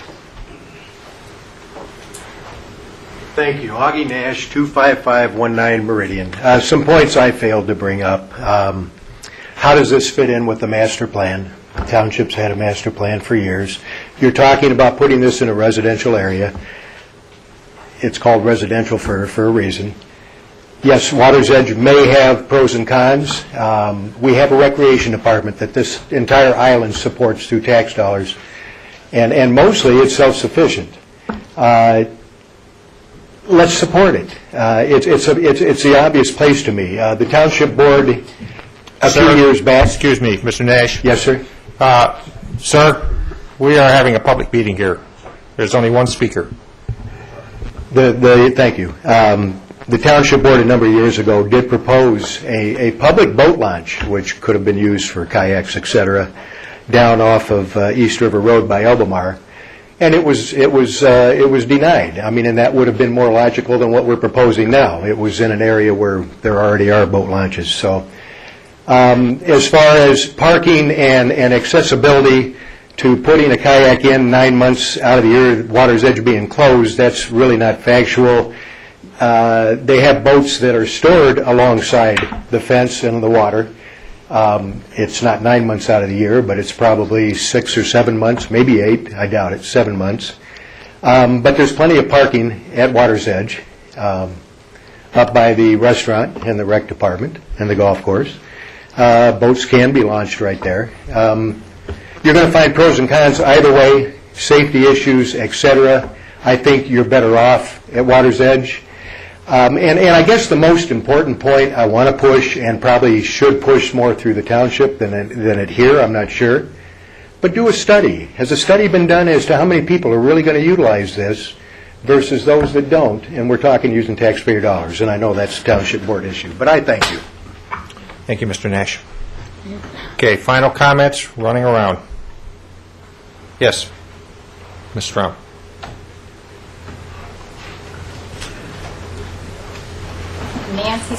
Nancy Strom, 9485 Waterman. I'm still on this safety issue. You people don't realize that the kids come in there between 1 and 4 o'clock in the morning all summer long, and by the time you call the police, they have to park their car, they have to go down 500 or 600 feet to find these kids. And then you tell me how you're going to keep the kids out there from partying and drinking. I have lived there for 40 years. The kids come in there all the time. The one gentleman said people will be using the pathway, it'll keep the kids out. It won't keep the kids out at night. It's supposed to be open dawn to dusk. So how, and then the kids coming, people coming from Trenton at night in their little whalers, their little motorized boats, they will be pulling up there, docking, and partying all night. We've lived there for 40 years. Take a walk back there, see all the beer, the liquor cans, and the cigarette butts. This is a safety issue. I don't want strange people walking through the woods around my house at 2 o'clock in the morning. The police, yes, they will come, but how are they going to run 500 feet through the bushes to try to catch all these kids? They can't even keep the kids out of the playscape from partying and drinking. So that's what I want to clarify, because I've lived there for 40 years and it's been a big issue. Thank you very much. Thank you. Yes, sir.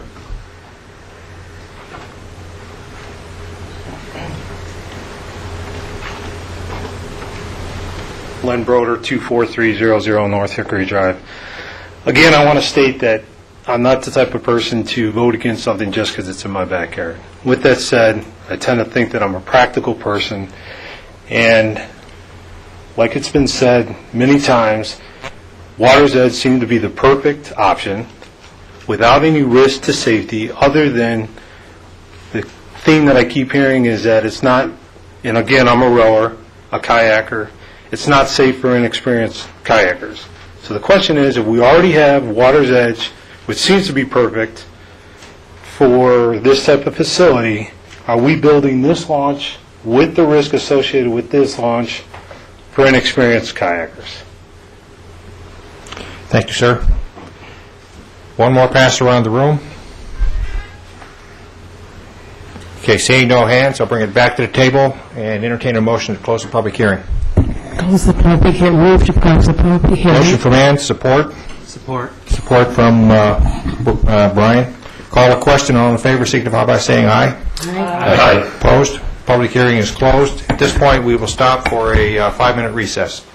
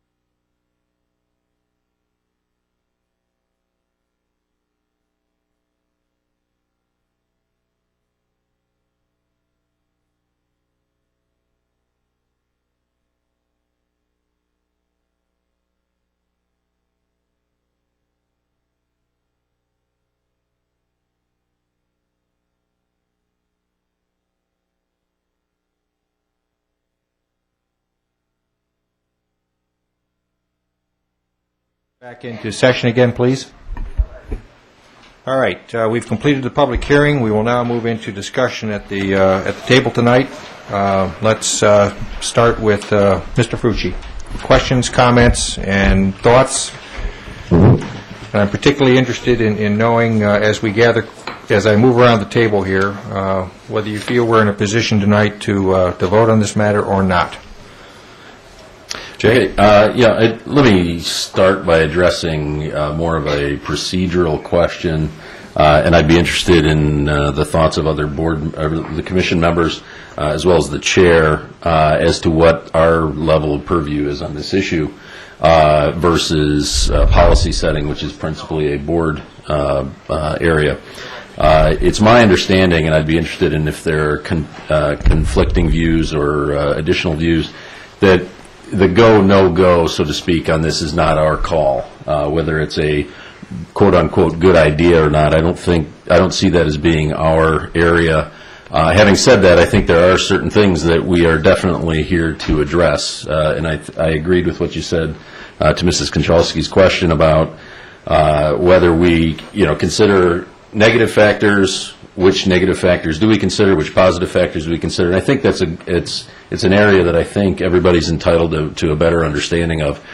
I think since the township is the applicant here, it makes it a much more complicated question and not nearly as clear as it normally is, in the sense that there is typically an applicant who is a third party unrelated to the Planning Commission in any way, and we view their application, with a certain amount of support and skepticism, both from the standpoint of how it will benefit the homeowner or the property owner, or in this case the township, as well as how it will negatively and positively impact township residents.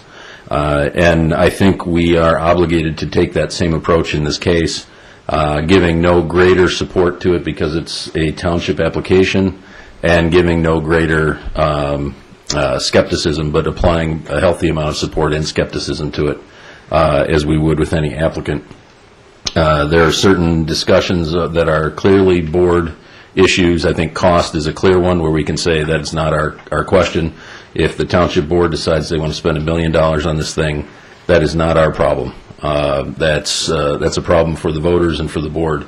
If there are certain areas, though, that are clearly our issue, and I think those are things like drainage, impact on the roads, things of that nature. Those are clearly in our area.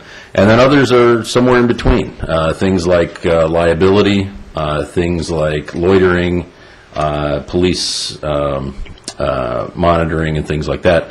I think that's somewhere in between. I think we have an obligation to consider those things, but I think there's a certain amount of deference to the fact that this is going to be viewed by the township board, who is more directly answerable to the township voters than we are. And so I think we owe it to the township and to the board to consider those factors, but in some ways to defer to the fact that we are not the final decision makers in these things. And so I think it's appropriate to hear those things. I think it's appropriate to consider them, and trying to keep an independent view of these things is really somewhat difficult because of the fact that we have to continually remind ourselves we're viewing this as we would for any independent applicant. Things such as alternatives to this application, alternative locations, we would consider those with any applicant. Having said that, it's not a controlling factor. It's like some of the others. The fact that, if an applicant came to us and they wanted to put something here in this location and it was not a township application, we would consider things like, are there other available locations which would have less of a negative impact on the community while maintaining the positive impacts. As I said at the beginning, I was very interested to hear the comments, both positive and negative. I heard very good comments on both sides. I was saying here during the break that this is a very interesting one because I have, as I sit here, friends, neighbors, former school yes, and my mother.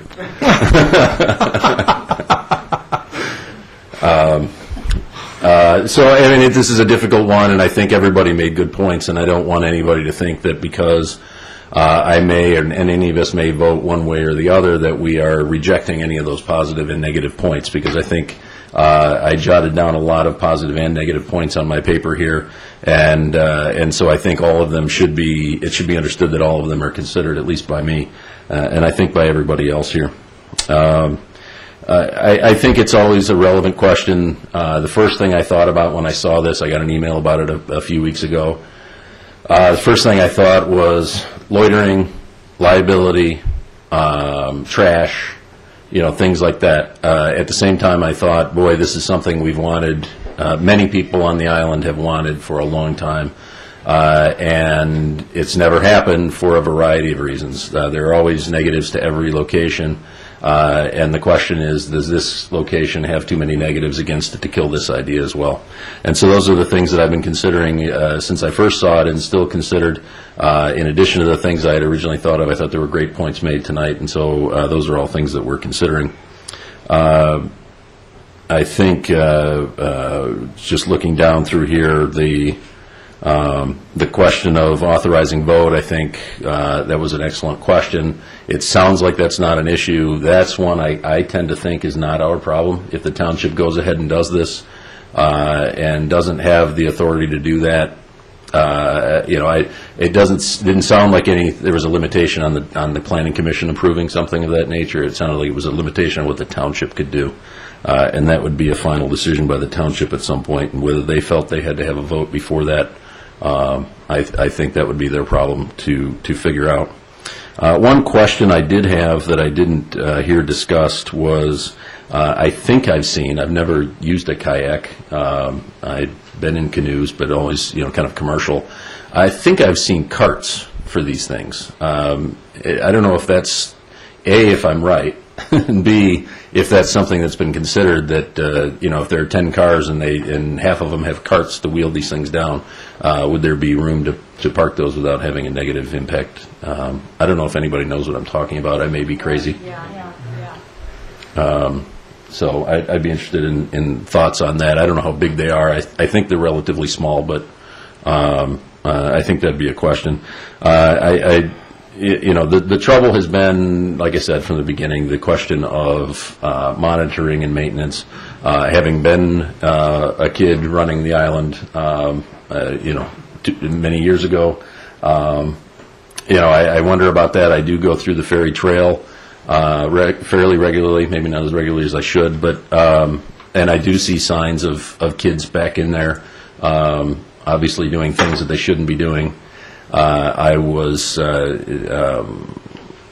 moved by the comment, or at least I thought it was a good comment, that more traffic back there, it would help that rather than hurt it. On the other hand, I thought it was also an excellent point that more traffic should be during the day, and the problem is probably more at night. So I thought those are all excellent points. I think I'd be in a position to vote on this evening.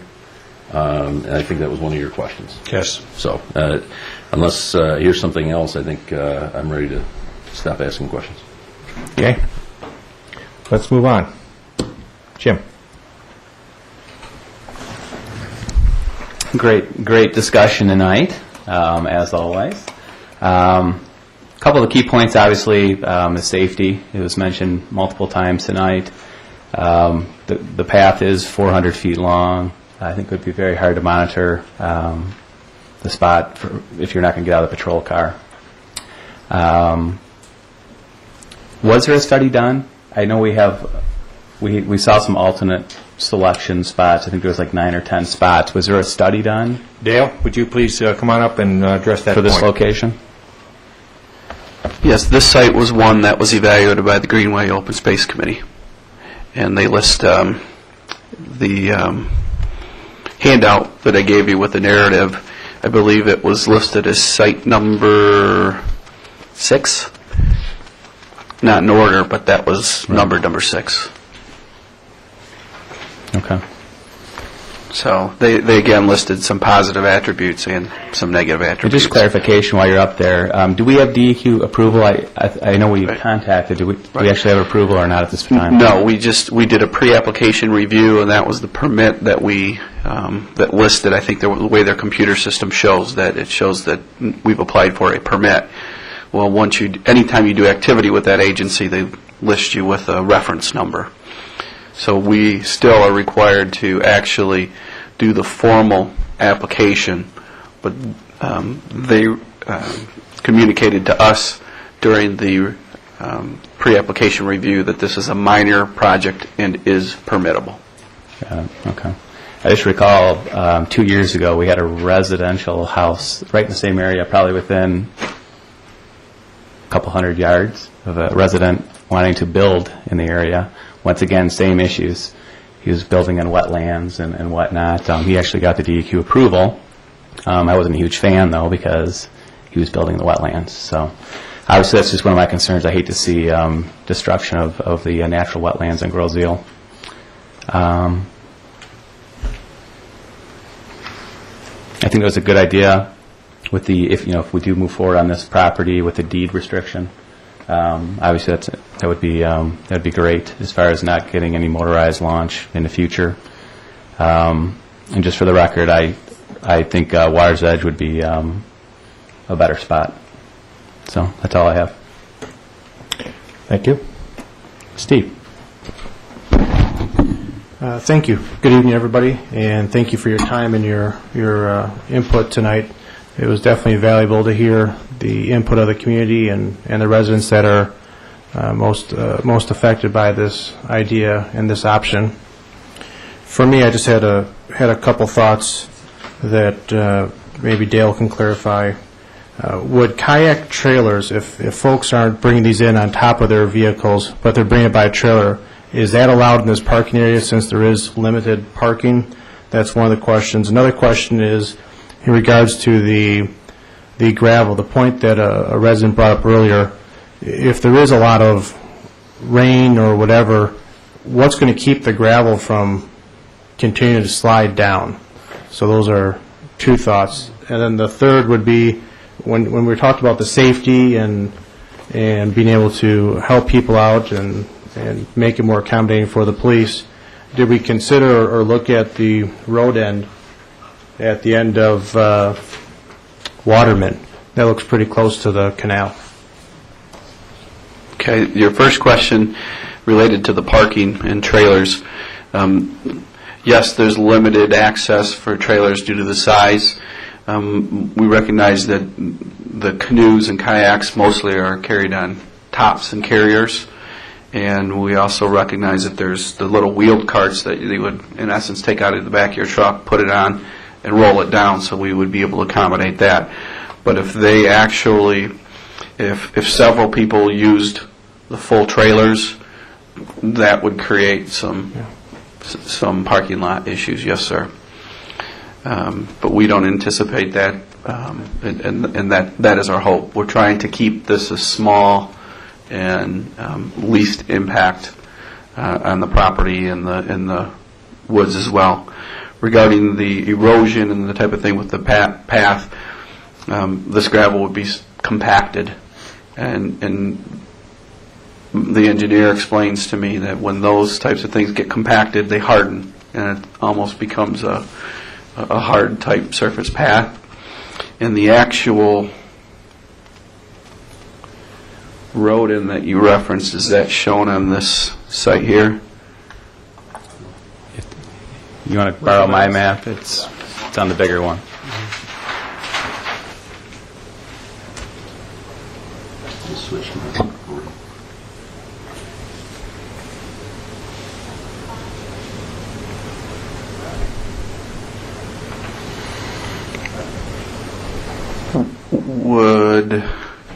Come on, where are you, pointer? Just use your pencil. Point at the map. I am on overhead, you're correct. Technology. Is this the area you're referencing right here? Yes, sir. As a road end that comes through here?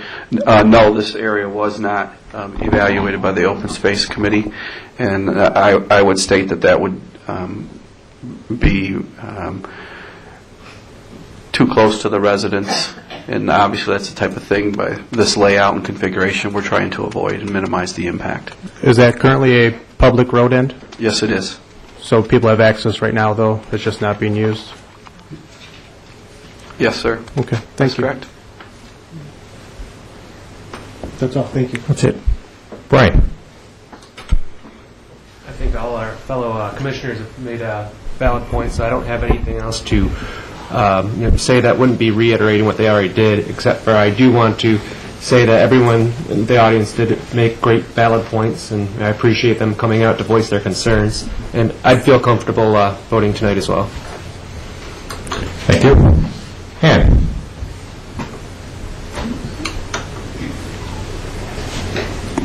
I can certainly sympathize with the people that have spoken about the safety and the kids partying and all this kind of stuff, and it's been a difficult question.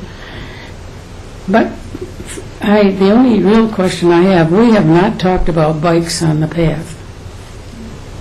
Either the little motorized ones or the regular bikes. What would prevent them from getting on the path?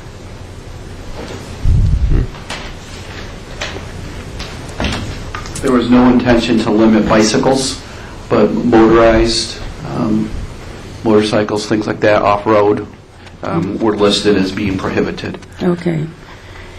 In looking at the plan and having been involved in other attempts to find a launching place for canoes and kayaks, this seems the most reasonable one that I have seen.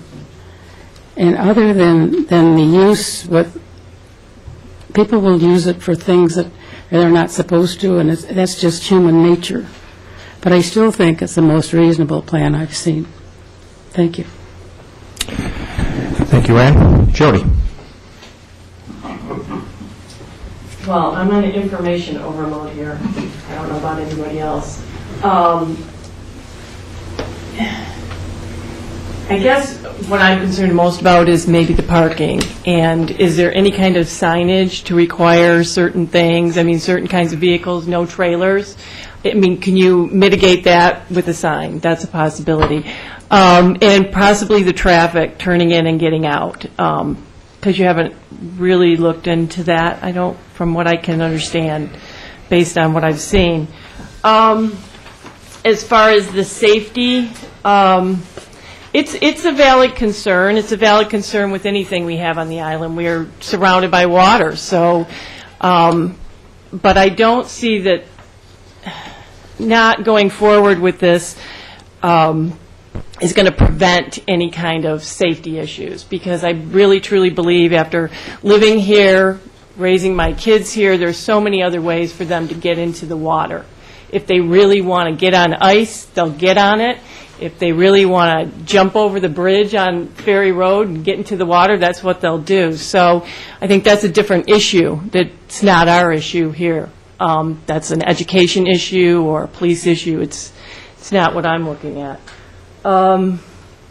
So at first, I thought, really, that's interesting.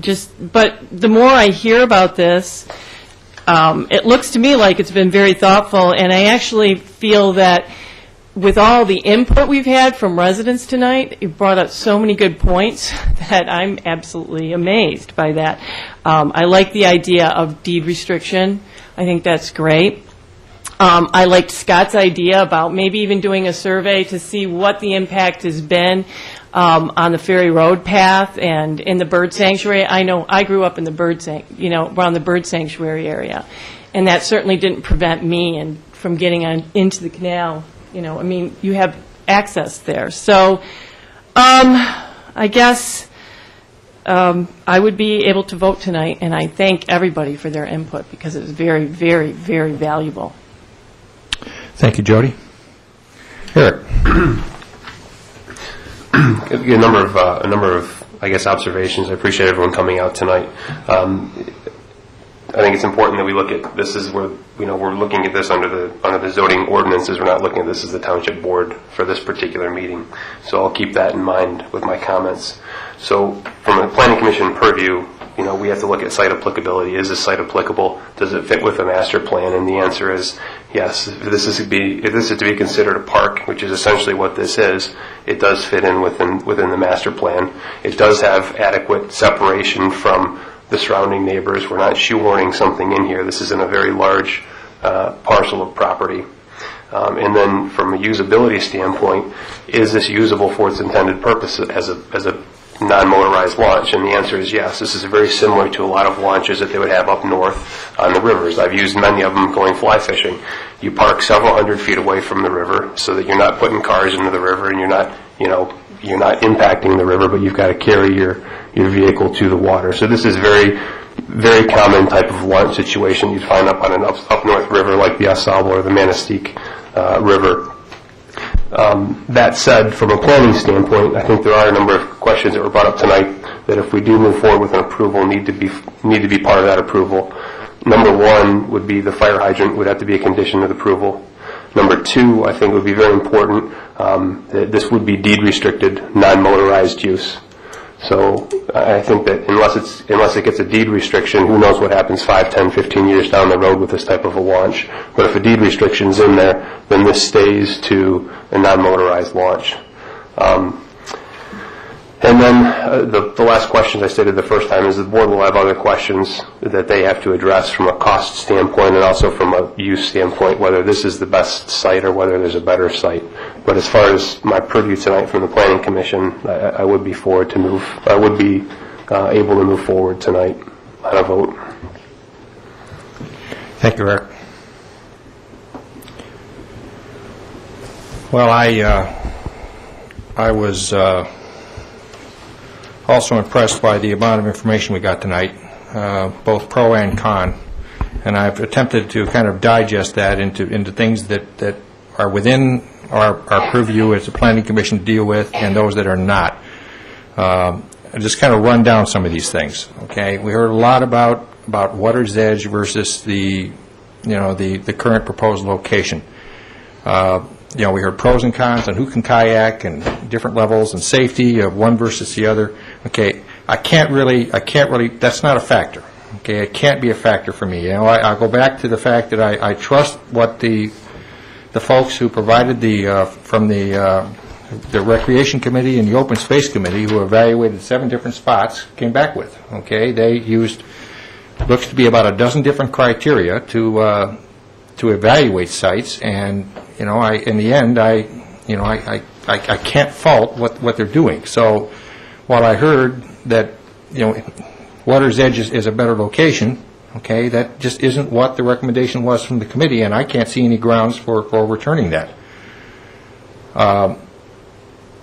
Other factors, okay, I heard that we have some Wayne County road issues potentially pending with the deceleration lane. They haven't said yes, they haven't said no. Maybe so anything that we would potentially approve would be conditional upon Wayne County giving us the blessing for whatever modifications that road are needed. I heard about the municipal code expansion. That to me is a condition of a requirement. Here are lots of people talking tonight about what's going to go wrong there. Okay, and there has to be teeth for the police to be able to enforce the standards that we're talking about here tonight. If there's no teeth, it's academic, and it's a waste of time.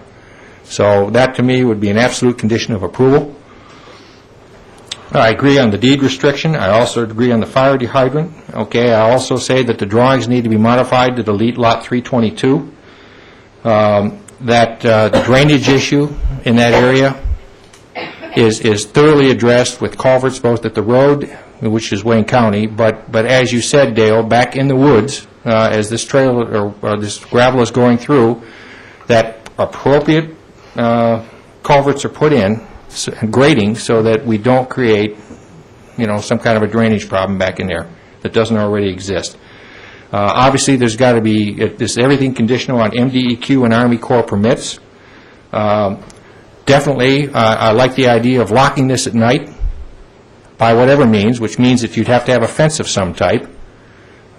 Okay, I think that that would need to be put on the plan and some kind of a procedure put in place so that it's executed. Yeah, people can go around things, but I don't think we should make it inviting to do so. Closing the gate helps.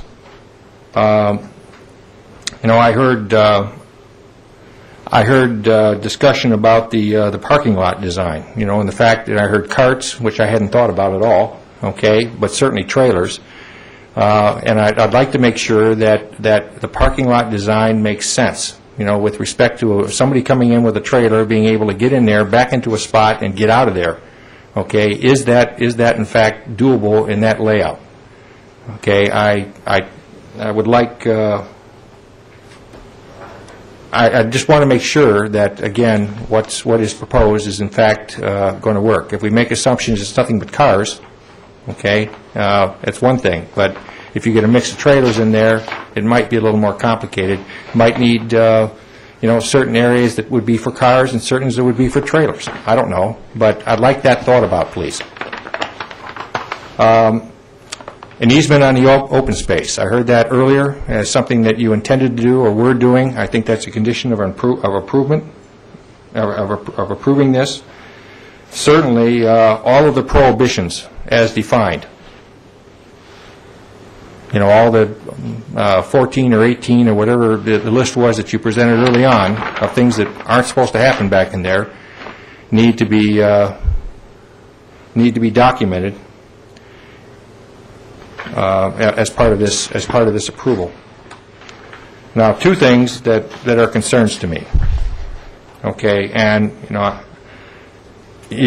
normally we receive in our packet exactly what the police and fire recommend. It comes as part of our package. Okay, didn't get that.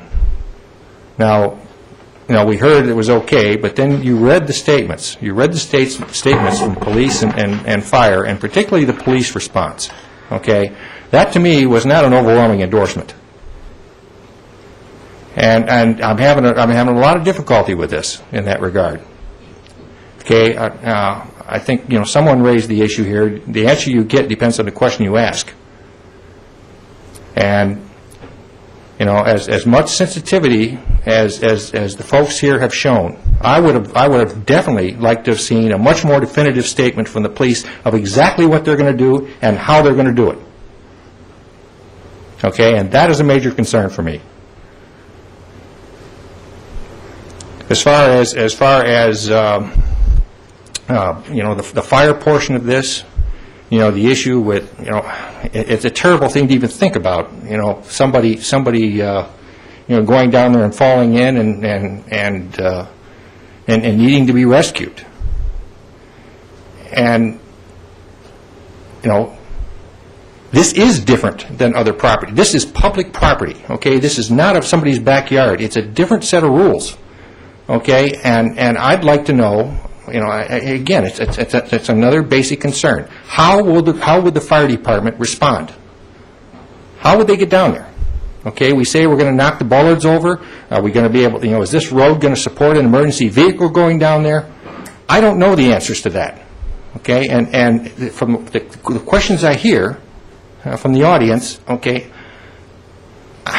I would have liked a much more definitive answer from both these leaders, the police chief and the fire chief, addressing these points.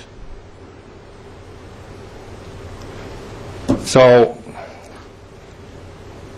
those 2 points are the things that are of most concern to me. And I don't know. I guess inherently, if these items are addressed, okay, I'll support it. But I'm having a real hard time sitting here saying I'm going to vote yes when I don't know the answer to the questions I've raised. So that's about all I can say. All right, so we're up to the point now of additional discussion. Anybody have any further comments or thoughts from anybody? Sir, Brian? I'll just add that since it was brought up that there weren't be restricting bikes, that maybe within the parking lot they might consider bike racks, so that way a person could actually lock up their bike and walk down to the path. Good point. Additional thoughts? Yeah, if I may make a comment, I think once again Mr. Chair, you've proven why you're the best at this. Jeez. No, I mean, your questions about the police and fire, I think, are the ones that give me some pause. I think the concerns are not overcomable, maybe, but I think it's that maybe that gives me some concern. As the chairman said, typically we get either a letter or we get the police or fire chief here to address the concerns. I think in light of the questions that have been raised, I wouldn't be against. Obviously, the factor that we'd have to consider is that we lose time scheduling our next meeting, and I know that we'll lose summer soon here if we don't get this thing moving, if it's going to move. But I think in a perfect world, at least, we would want to have the one or both of the chiefs here, or a better explanation of their points. At a minimum, I guess I'd like to have Mr. Riem read those letters to us again, since we don't have them in front of us. I'm not sure I caught all the points, but I did recall, now that I'm thinking about it, that there were some less than fully supportive statements in both. So I guess at a minimum I'd like to hear that, and then maybe that those could factor into our decision on whether we can move forward. Dale, could you please reread those email transmittals? So I'd like to go on record that when this concept was coming together, the first thing that I did was took a look at this site and sat down with the police chief and the fire chief before we even continued to this process. So I apologize for not having the report more detailed than I think would address some more of the specific concerns that we have. But this is from Police Chief Porcerelli. Dale, I have a couple concerns that you may want to look at. Can this only be open during daylight hours? Also, can it be closed in the winter due to the dangers of the ice in that area? The PD would also have a problem patrolling and watching this area in the winter. Thanks. And review from the fire chief. As with any project, there are life safety and fire-related concerns. Number 1, accessibility to water quickly. Number 2, no smoking. Number 3, no open fires. Number 4, no nighttime activities. Number 5, the natural habitat is a problem if there is an accidental fire. The growth during the summer month is very dry and burns quickly.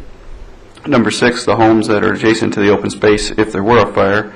And number 7, if the project is to go forward, would like another hydrant on Meridian Road. Thank you, Dale. You're welcome. Additional thoughts or discussion? We're at the table, sir. I understand that. Additional discussion at the table.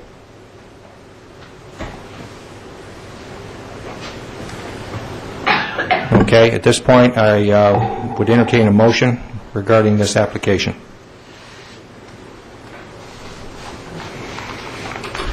I'm going to go ahead and move that we move forward with it and recommend that this be approved with the following stipulations. Mr. Chair, tell me if you think I've missed anything or anybody else, but I think he captured most of what we had.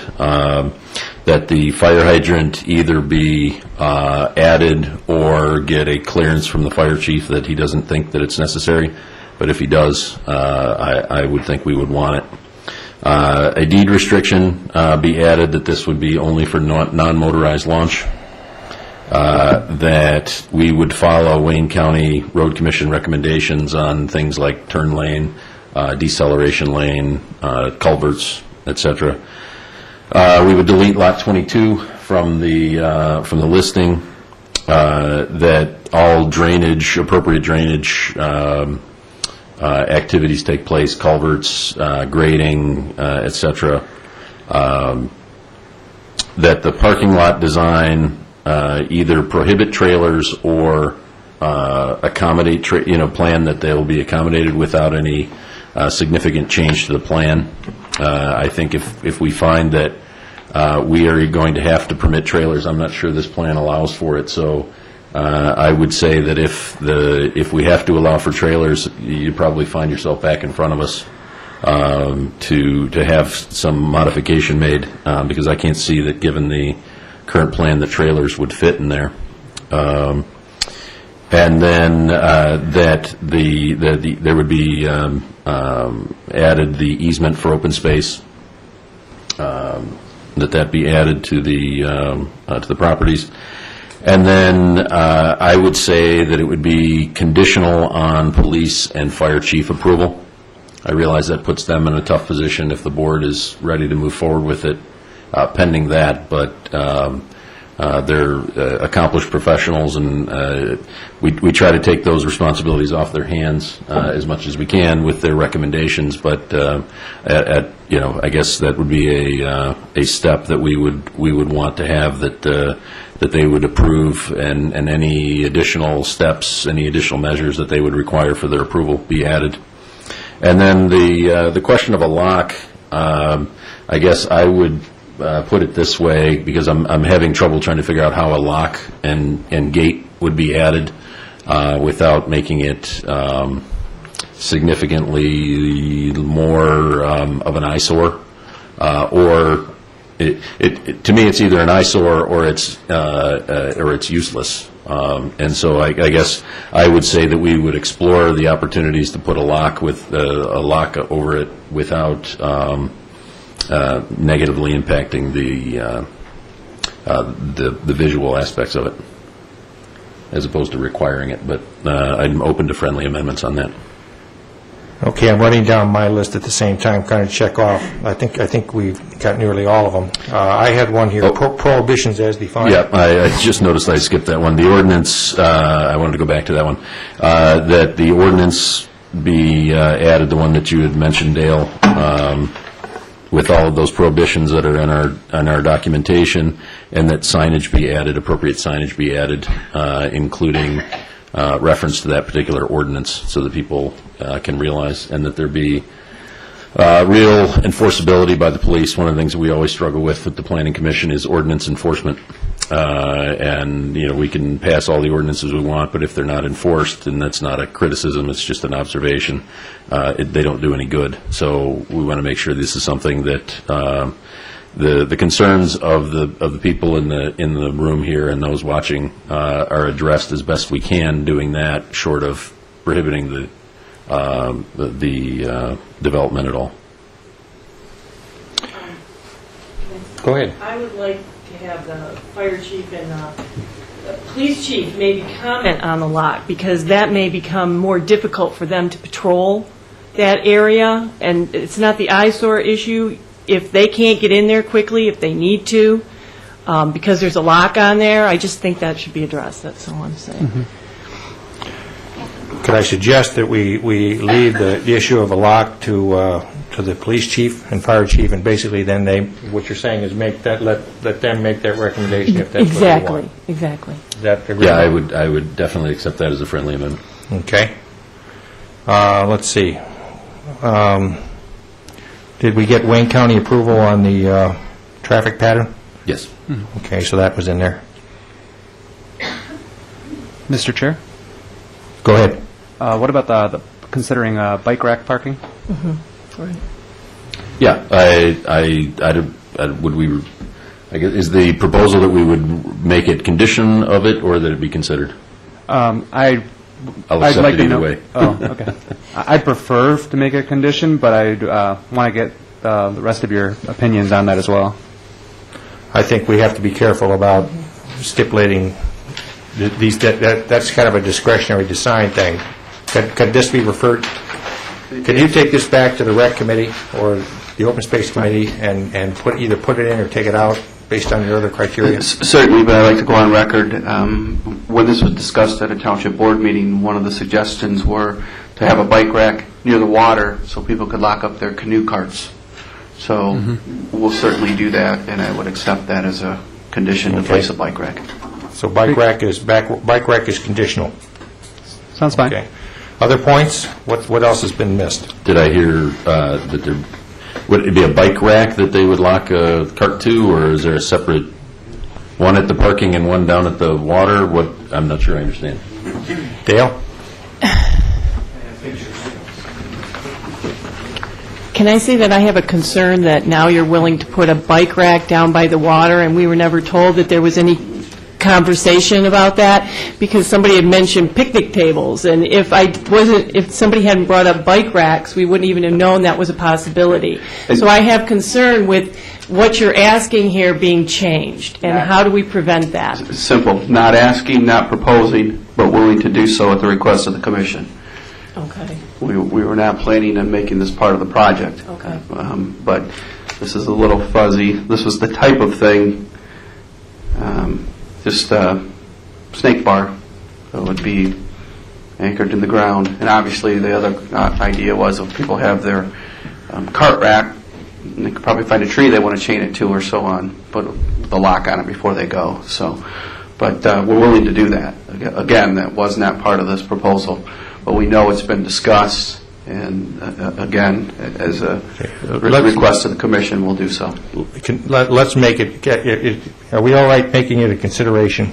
Okay, let the folks who will be doing the design work design. That's fine. And just throw it in there as an option. Maybe, well, I guess to Jody's point, I would like to, and in light of the questions and answers earlier, that it would be limited to just the path and what we saw the pictures of earlier, that any racks like that we would recommend be up in the parking area as opposed to the... Agreed. At the waterfront. So if somebody wants to wheel their cart back up and lock it up there, they can do it, or lock it to a tree if they're comfortable with that as well. Sure. Okay, have we got everything now? Okay, we missed anything? All right, let me look here, just one more time. There's a lot to this. Somebody in the audience thinks we're... Did we get, okay, just a minute, did we get MDEQ and Army Corps permits? No. In my notes, but not... Yes. What's that? No, I didn't. It was in my notes, but not... It was in your notes? Okay. I would add that. And the culvert to mitigate drainage along the pathways, or culverts? Yes. Making sure we have a good drainage way? Yes. Okay. And a friendly amendment, please. Okay, I am okay with you know, the recommendation, the police and fire recommendation going to the board. Okay, but I want it to be, Dale, I want it to be the sort of thing that we have typically seen in the past. Okay, I got to admit, my fundamental problem with this is a number of years ago we evaluated a trail that was going to go in behind the public safety building, running parallel to Macomb, and the police said absolutely not. We can't enforce it. We can't do anything with it. Don't do it, and it killed it. All right. Now that was 10 years ago. I don't know, something like that. And now, you know, we've got it coming right back around again with the same kind of proposal. Okay, I don't see anything different. So I don't understand why the answer is different. So you know, what I'd like you to do is make sure that whatever is written by the police chief is more than just I recommend this or recommend this. It's got to be a definitive statement. He will enforce the laws as he does anywhere else in this township on that property and that location. Understood, yes, sir. Okay. None of this talking around the issue. Right. And if he can't say that, okay, then that's a whole different animal, and that's a board issue. If I could hypothesize the difference between today and 10, 15 years ago, is we had a whole different group of staff, and there's a different willingness today to evaluate these types of projects in a different light. As long as the result is the same. Yes. You know, the safety and security, you know, in this area. I'm fine with it, okay? Certainly. And I would like to have it included in our package what exactly the police and fire wrote for my own education.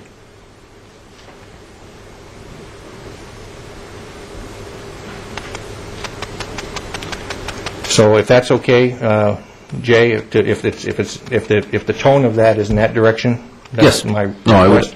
I would agree. I mean, that's I'm not sure, at least on the approval, that there's a change other than in tone, as you said, and that is merely that instead of getting a nod of assent or something like that, that we get something definitive from the police and fire chief that that they don't have any problems with this, and will be able to enforce the safety of the residents and prohibit nuisances as needed. Certainly. My notes. And that we get a copy of whatever we get from them. Definitive report of acceptance. Yep. Okay. All right, that completes my list. I think we all lined up now? Everybody okay? Can we review it one more time? Oh, heaven help us. Oh. 30 minutes later, we'll be... All right. So we have a motion from Jay, and I think we have support from Ann. Okay, so when we had our discussion, I'll call the question. All in favor of the motion signify by saying aye. Aye. Aye. Opposed? Aye. We have nays from Steve and Jim, and the chair is voting aye. So the final motion is approved, 7 votes to 2. Okay, folks, good discussion. At this point, it is after 10 o'clock, and according to our bylaws, I'm required for us to take a vote if we want to continue on to any additional action item. Okay? My preference is that, Dale, is there any particular rush on the next item, which is the lot split and consolidation? No, sir. It is I would hope it would be ministerial, but if the commission wishes to defer this, it would not cause us problems. Okay, so if we pick it up in June, that would be all right? Yes, sir. All right. Okay, on that basis, I would propose we not take this item up. Is everybody all right with that? Yes, sir. Totally fine with it.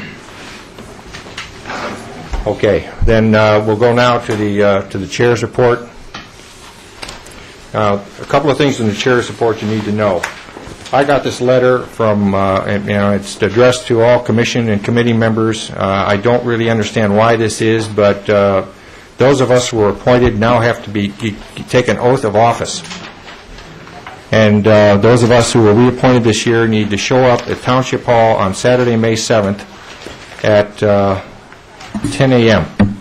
I guess I'm a little curious, Eric, as to why this is after 20 years. I'm not sure why that is, to tell you the truth. It's news to me as well.